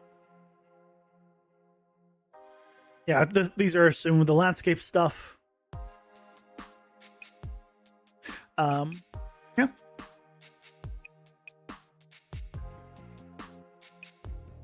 If you want to, by the way, you can, in your material function, you can just add an output to pass material attributes through, and then you can make them inline. That's like a minor thing that if you want to like just have it all neatly in a line. Just like in blueprints, you just add an execution pin effectively and just pass the thing all the way through. So far, it's add control for grayscale and then leave the naming scheme of albedo as is. What's the ban command? Is it just is it slash ban or exclamation mark ban?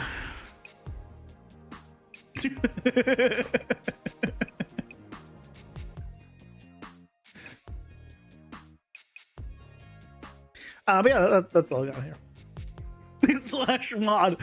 Look, I think at one point you said you don't want mod. What is this? Have you changed your mind? Do you want mod now?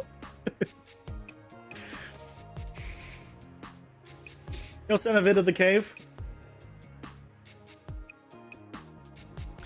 Yeah, but that downloads. Okay, sure. Look, I'll look at it real quick. Oh no! Oh, it's streamable. Never mind. It does not download. Never mind.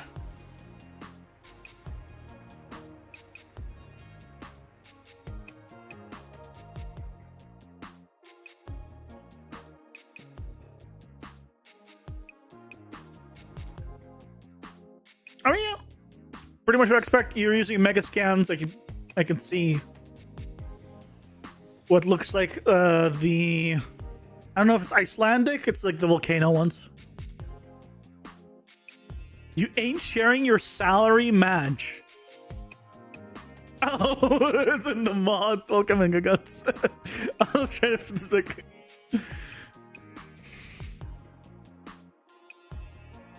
Yeah, I assume you're using world aligned, right? Because you could right there, right? This stuff.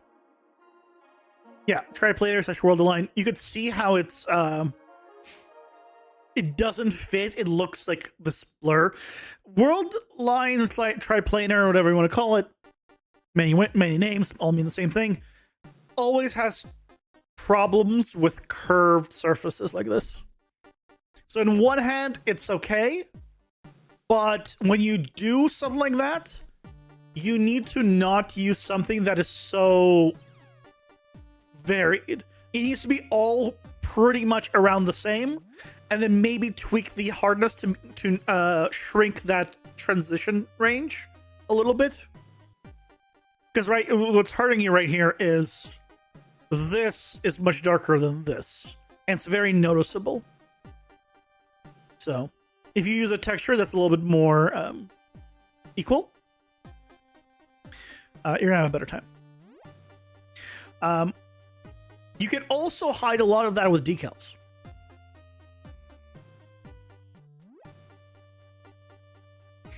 You can hide a lot of problems with decals.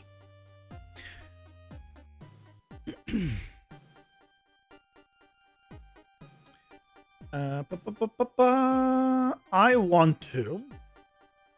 I was looking at the color correct stuff.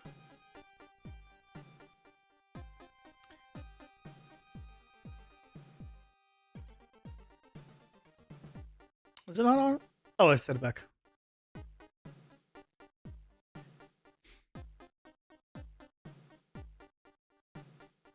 And it's not even using stalagmites plus rock and debris. Yeah, the getting those blended will be the hardest thing. For sure.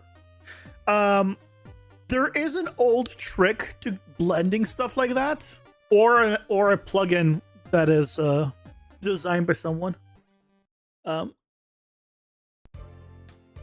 You can't do RVT with meshes. That's the problem. You can't RVT between meshes. You can only RVT landscapes. I wish. How come? Because RVT is just a top-down projection. It's designed for landscapes. A mesh is every which way. It's not possible. There are ways of... So there's a few ways you could do it, okay? If you're doing it to, like, a cave system, the way I would personally do it is using distance fields. I would set up a layered material, and then the above layer masked by distance field, which is not going to be the prettiest result, but it's, you know, and control the distance there. And then you basically mask the original cave material on top, effectively where the distance field matches. So you would have the cave, none of the stuff would affect distance field that you're spawning. You need to have it all off, but the cave would affect distance field, I believe. I don't know. I've never tried doing it on a cave, though. I don't know if it works inside. I imagine it does. I don't see why it wouldn't. But, yeah. I would do distance field and then blend it that way. Assuming you're using the same cave texture all throughout. Or, you know, as soon as you change the area, you change the material that it spawns anyway. So.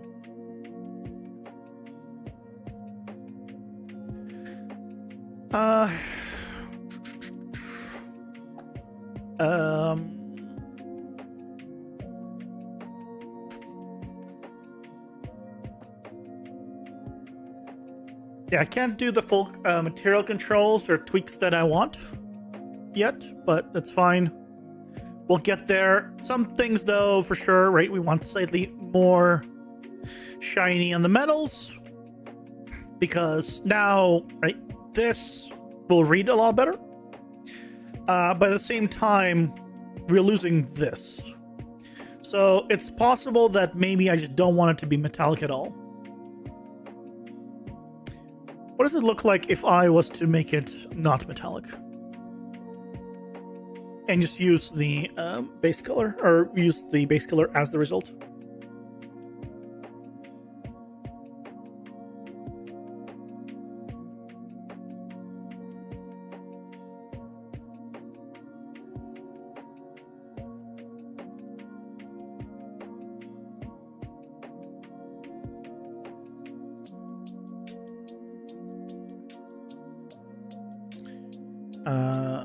Emissive.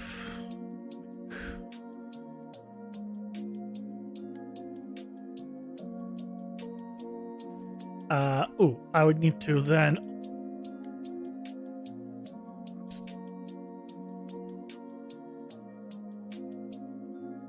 multiply this by a value to make it not so bright.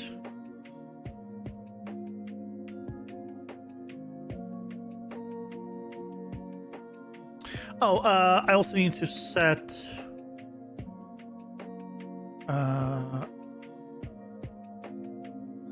I need to set to unlit.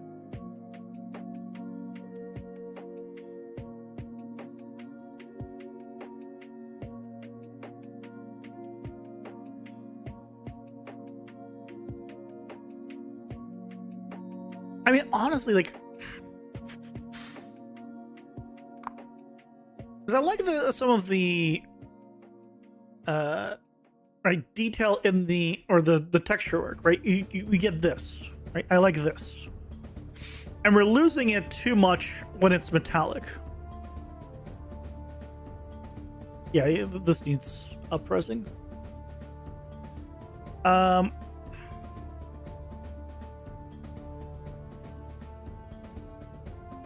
That's the full control.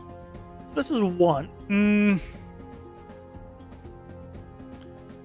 So...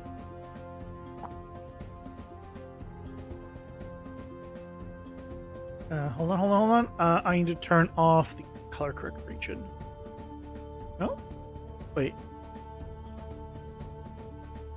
Why are we still...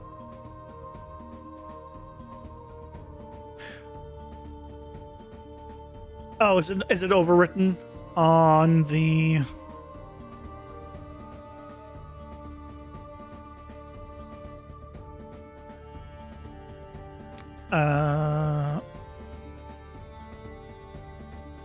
No.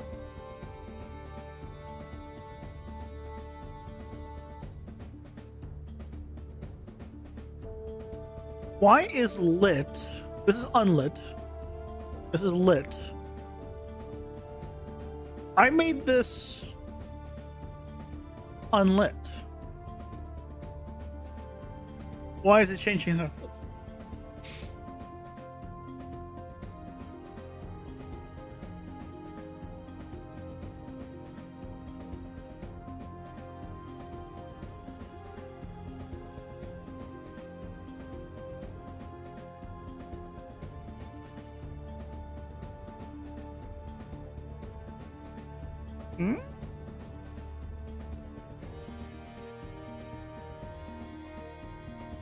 I mean, that very much looks unlit to me. Huh? Why is I look at unlit only? It's... I mean, that's very clearly unlit. Why is there a difference? I mean, this is an Unreal problem. This is not a... I don't think this is this problem, but... I wonder...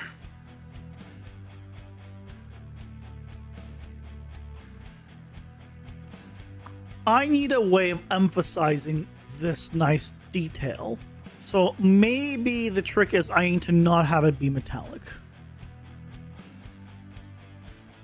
Once I have individual controls, I'll be able to say more for sure.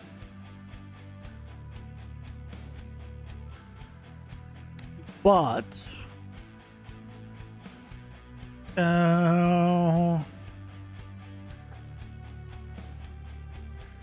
if I re-plug this in.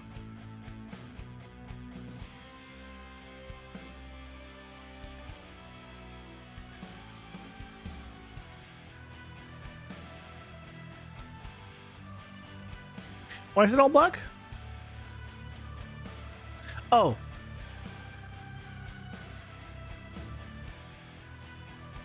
I'm curious what this material expression is.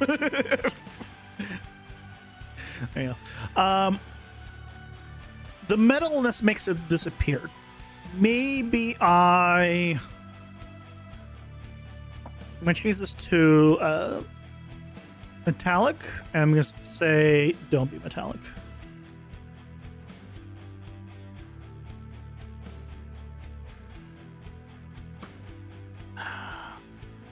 Don't be metallic.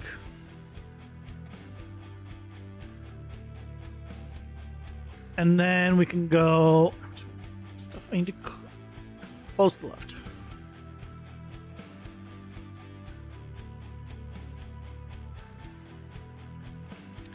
And then we can adjust the roughness.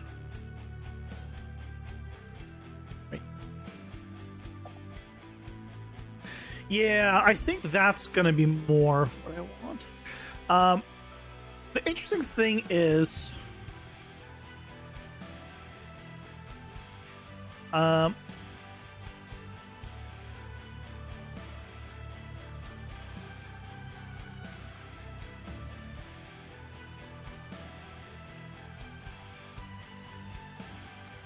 around 0.4 just for a slight shine. I'm trying to think of a way of...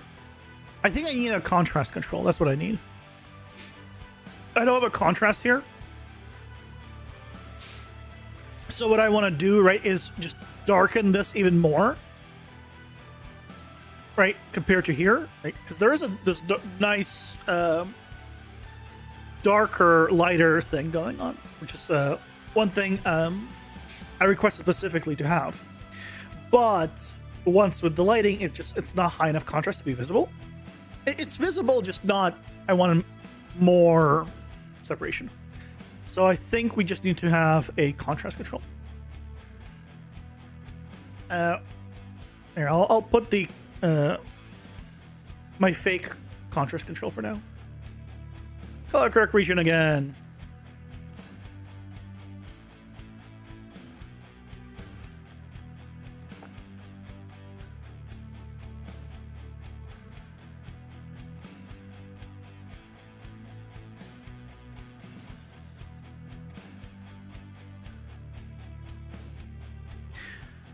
So right now I'm changing the overall contrast. Probably don't want to do that. I probably want to change the shadow. I'm guessing it's going to count as shadows.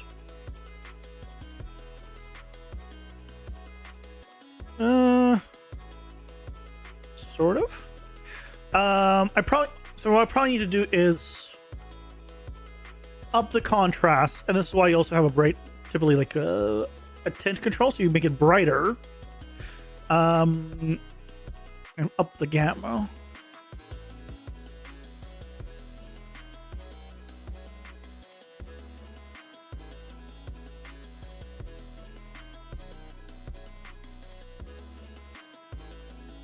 Yeah, you start to see it a little bit. It's hard to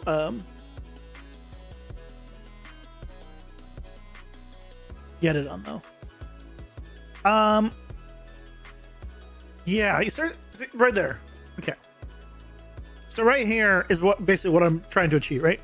You can see how it's darker, and if I turn it off, right, the contrast between these two has reduced.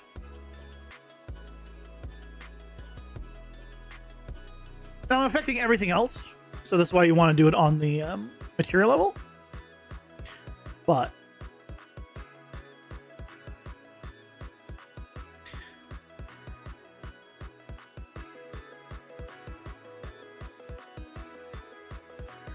come here, and we just do one of these. There. So if I did this, hide, true. Right, you can see. No, yeah, I don't want to do this for everywhere. Like, I don't want to do that on the face and, skin, other places. But if you're looking just at the armor, I think it helps the armor specifically. So, yeah.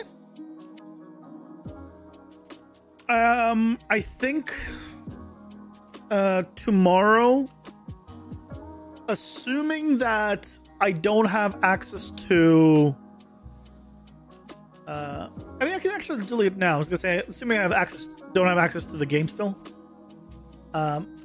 we could try doing a sprite render. But I mean, we could do that now as is,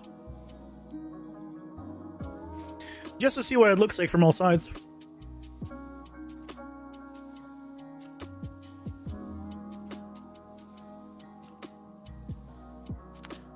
Wrong one.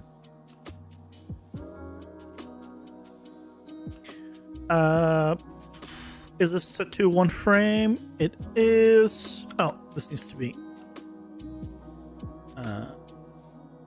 This doesn't need to be there. I'm pretty sure.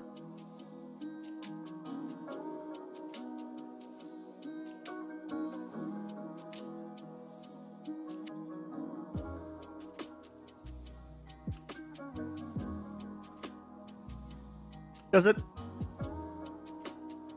Oh.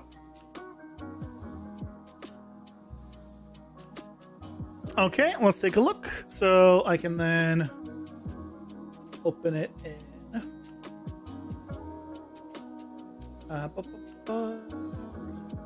Pixel over. found out about this program for someone in the comments in the YouTube video. At first glance, it didn't seem like I would need it, but after playing around with the free version, I was like, okay, there's some, stuff here. I don't need it for the sprites. I still need to use my current workflow, but for some additional stuff. It's pretty good. Just grab you.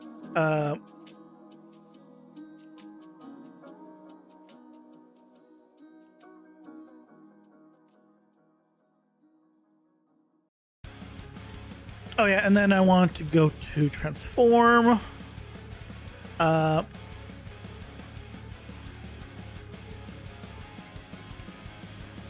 I need it to be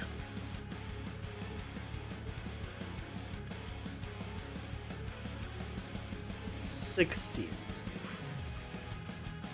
Yeah, 75 pixels, I'm pretty sure.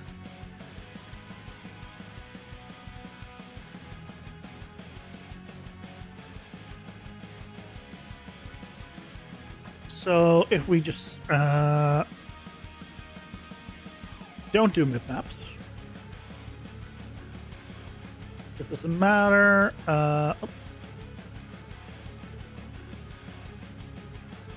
Which one's better? In here? Yeah, look at that.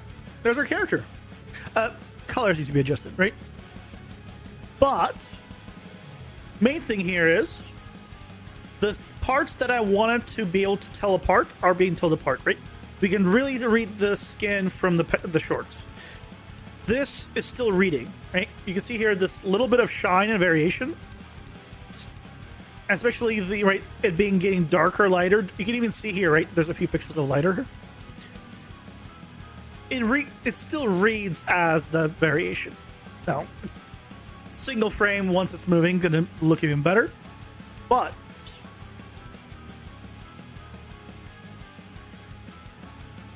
I think that's pretty good. And if we take a look at, so like back left.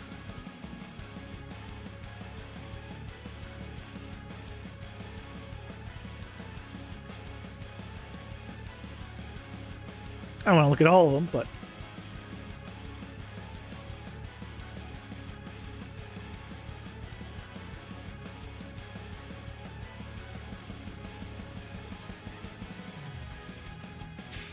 yeah. I think once the hair is no longer being additive, right? It's working with the layers. I think it will work pretty well. I'm not sure what I want to do with the black cloth. It definitely doesn't work to have it so shiny. So maybe I'll make it more like the rest. I might turn off the metallic on everything and work from there. But even still, this is pretty nice. I think that's pretty nice.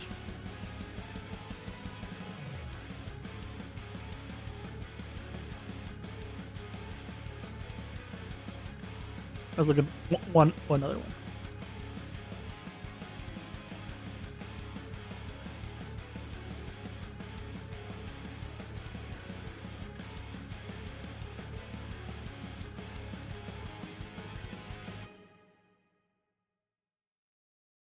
Yeah. I think I'm going to definitely need to lower the brightness of this. But one thing I can do now is also crank up the contrast here, right? If I wanted to. I don't think I'm going to, but if I want to crank up the contrast and then decrease the gamma. No, that doesn't look great. Or increase the brightness and contrast. But I would need to be able to have that be darker. So yeah, right. So we can do this, and actually I think in the pixel version I might do that, which is just right. before, after, just to give it a little even more pop, potentially. But I need to be able to darken that specifically. Darken the white.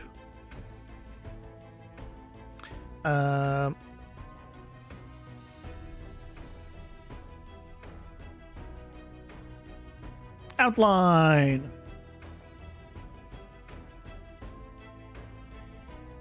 We're not doing outline.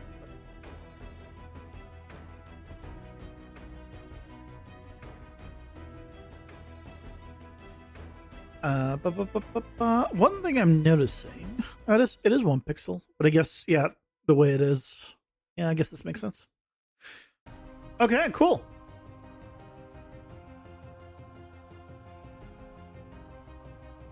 I think it's gonna work real nice. Definitely need to not have this be shiny. 100%. Because that doesn't look good.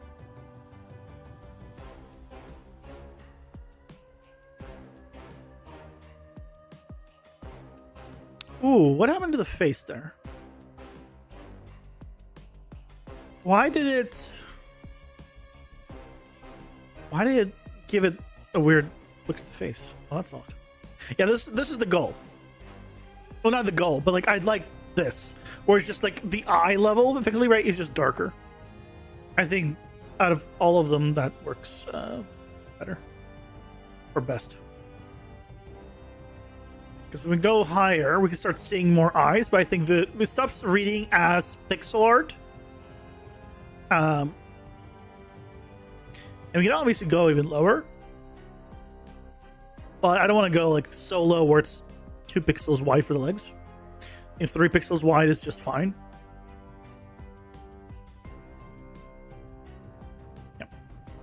Yeah. Cool. Yeah, I'll set this to him.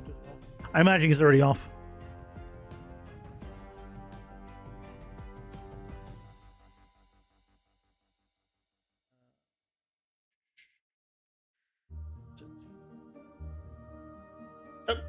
What? Why? Why did I do that? Just give me that back.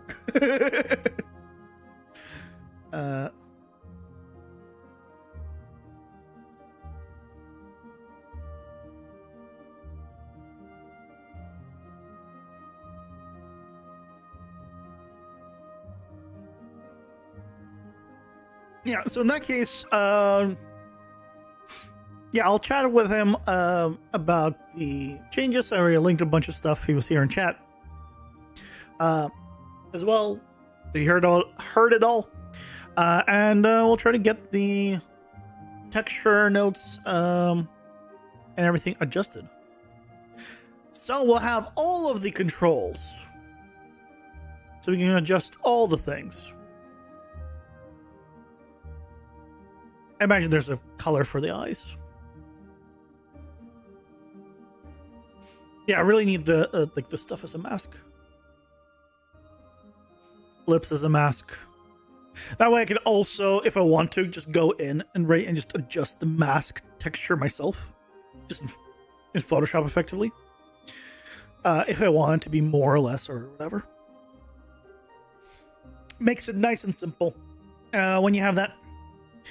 But I don't think... Yeah, Fab didn't update Dungeon Architect. So, out of curiosity, I don't think there is added any updates.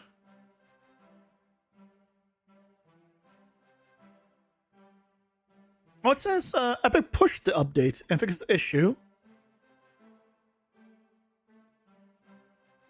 Huh? It pushed the... Do I not have it installed anymore? No, it's right there. 570. Huh? Hold on. We need to test this. Do I want to save this? Sure. Because I can always just unzip it again.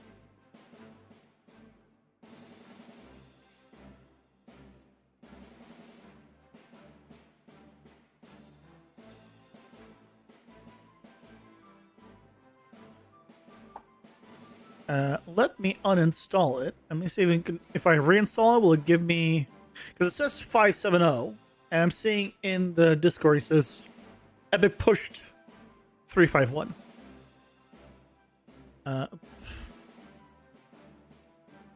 Oh, it's not 351. Yeah, 351, but I guess here it just says 57. Let's try it. Let's try reinstalling it.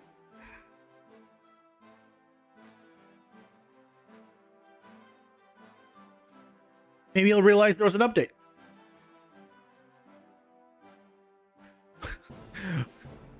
What is this?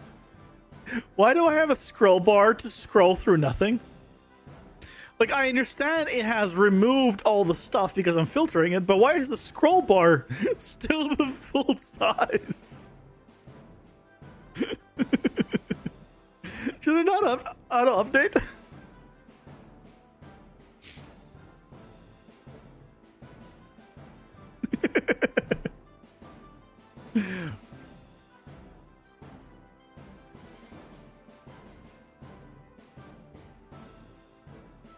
Fingers crossed. Worst case, we'll try again tomorrow. That seems like Epic supposedly pushed it this morning, but yeah, they didn't say there was an update.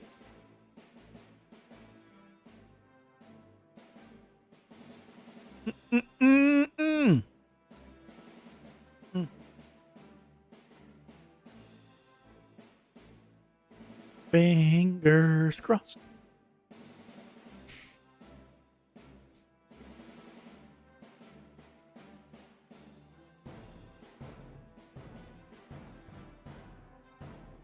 Fingers crossed.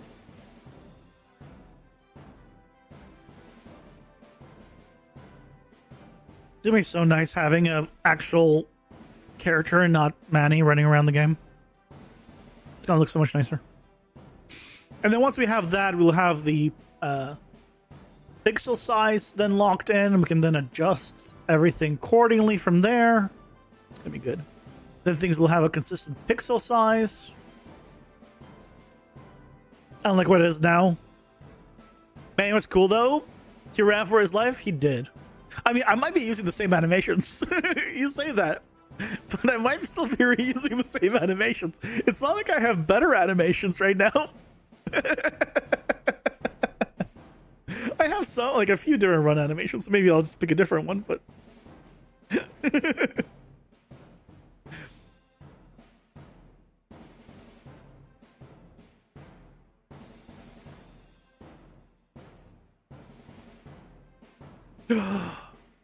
It's opening! So Fab is so garbage.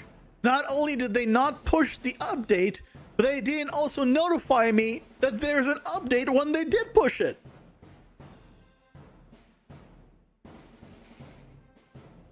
Assuming that this opens with it enabled. Which is also, there's a theory where I actually have it disabled in this version, which is why it opened. But we're gonna double check. And then we can make fun of Fab again.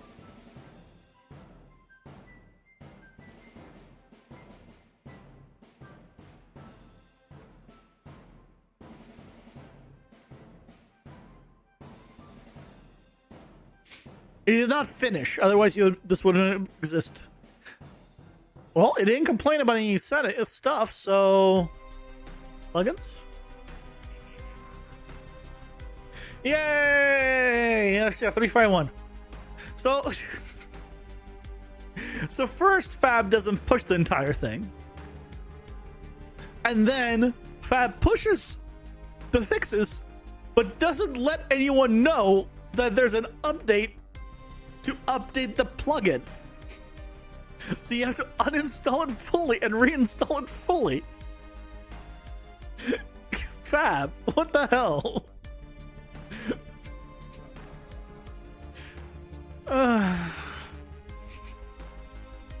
Well, we're back. We're back in. Now I only have the original complaints that I had with everything. Just double check that it all works. And look at Manny.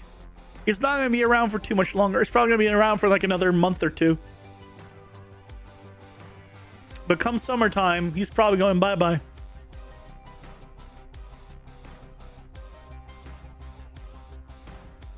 Also, run away like a little bitch when you're about to die. It's a great tip right there.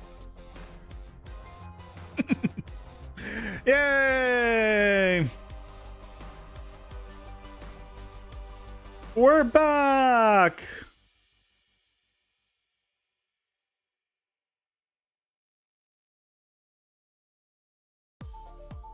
We're back! Yay. Okay. Well, back to Game Dev Land tomorrow. Back to Game Dev Land.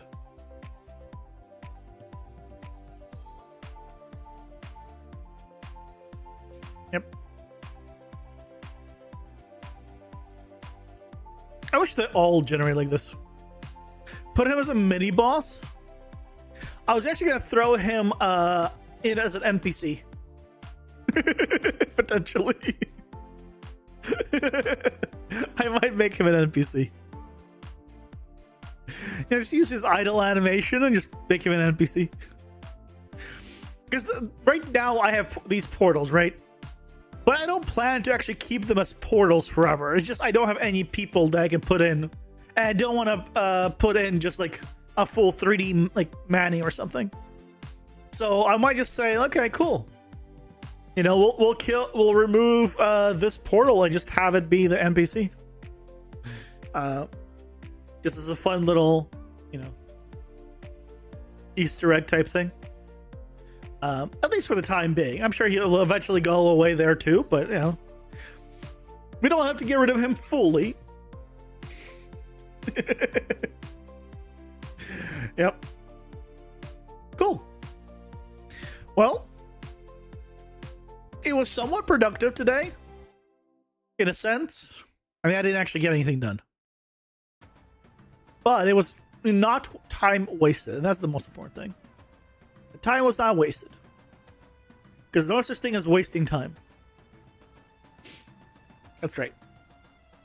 Time cannot be wasted, because that would imply that time is ever used well. Nobody ever uses time well. Time uses only them well. I don't know what I'm saying anymore.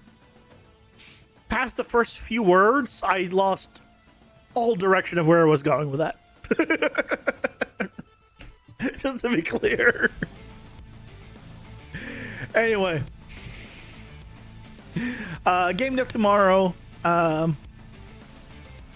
do still want to figure out the last little bit of the traffic system, which I might still do a little more of it on Friday's stream, but at the very least, I'll, with about a week away from the next package, monthly package of the game, I do want to continue working on stuff and finish the damn goblin and the bombs.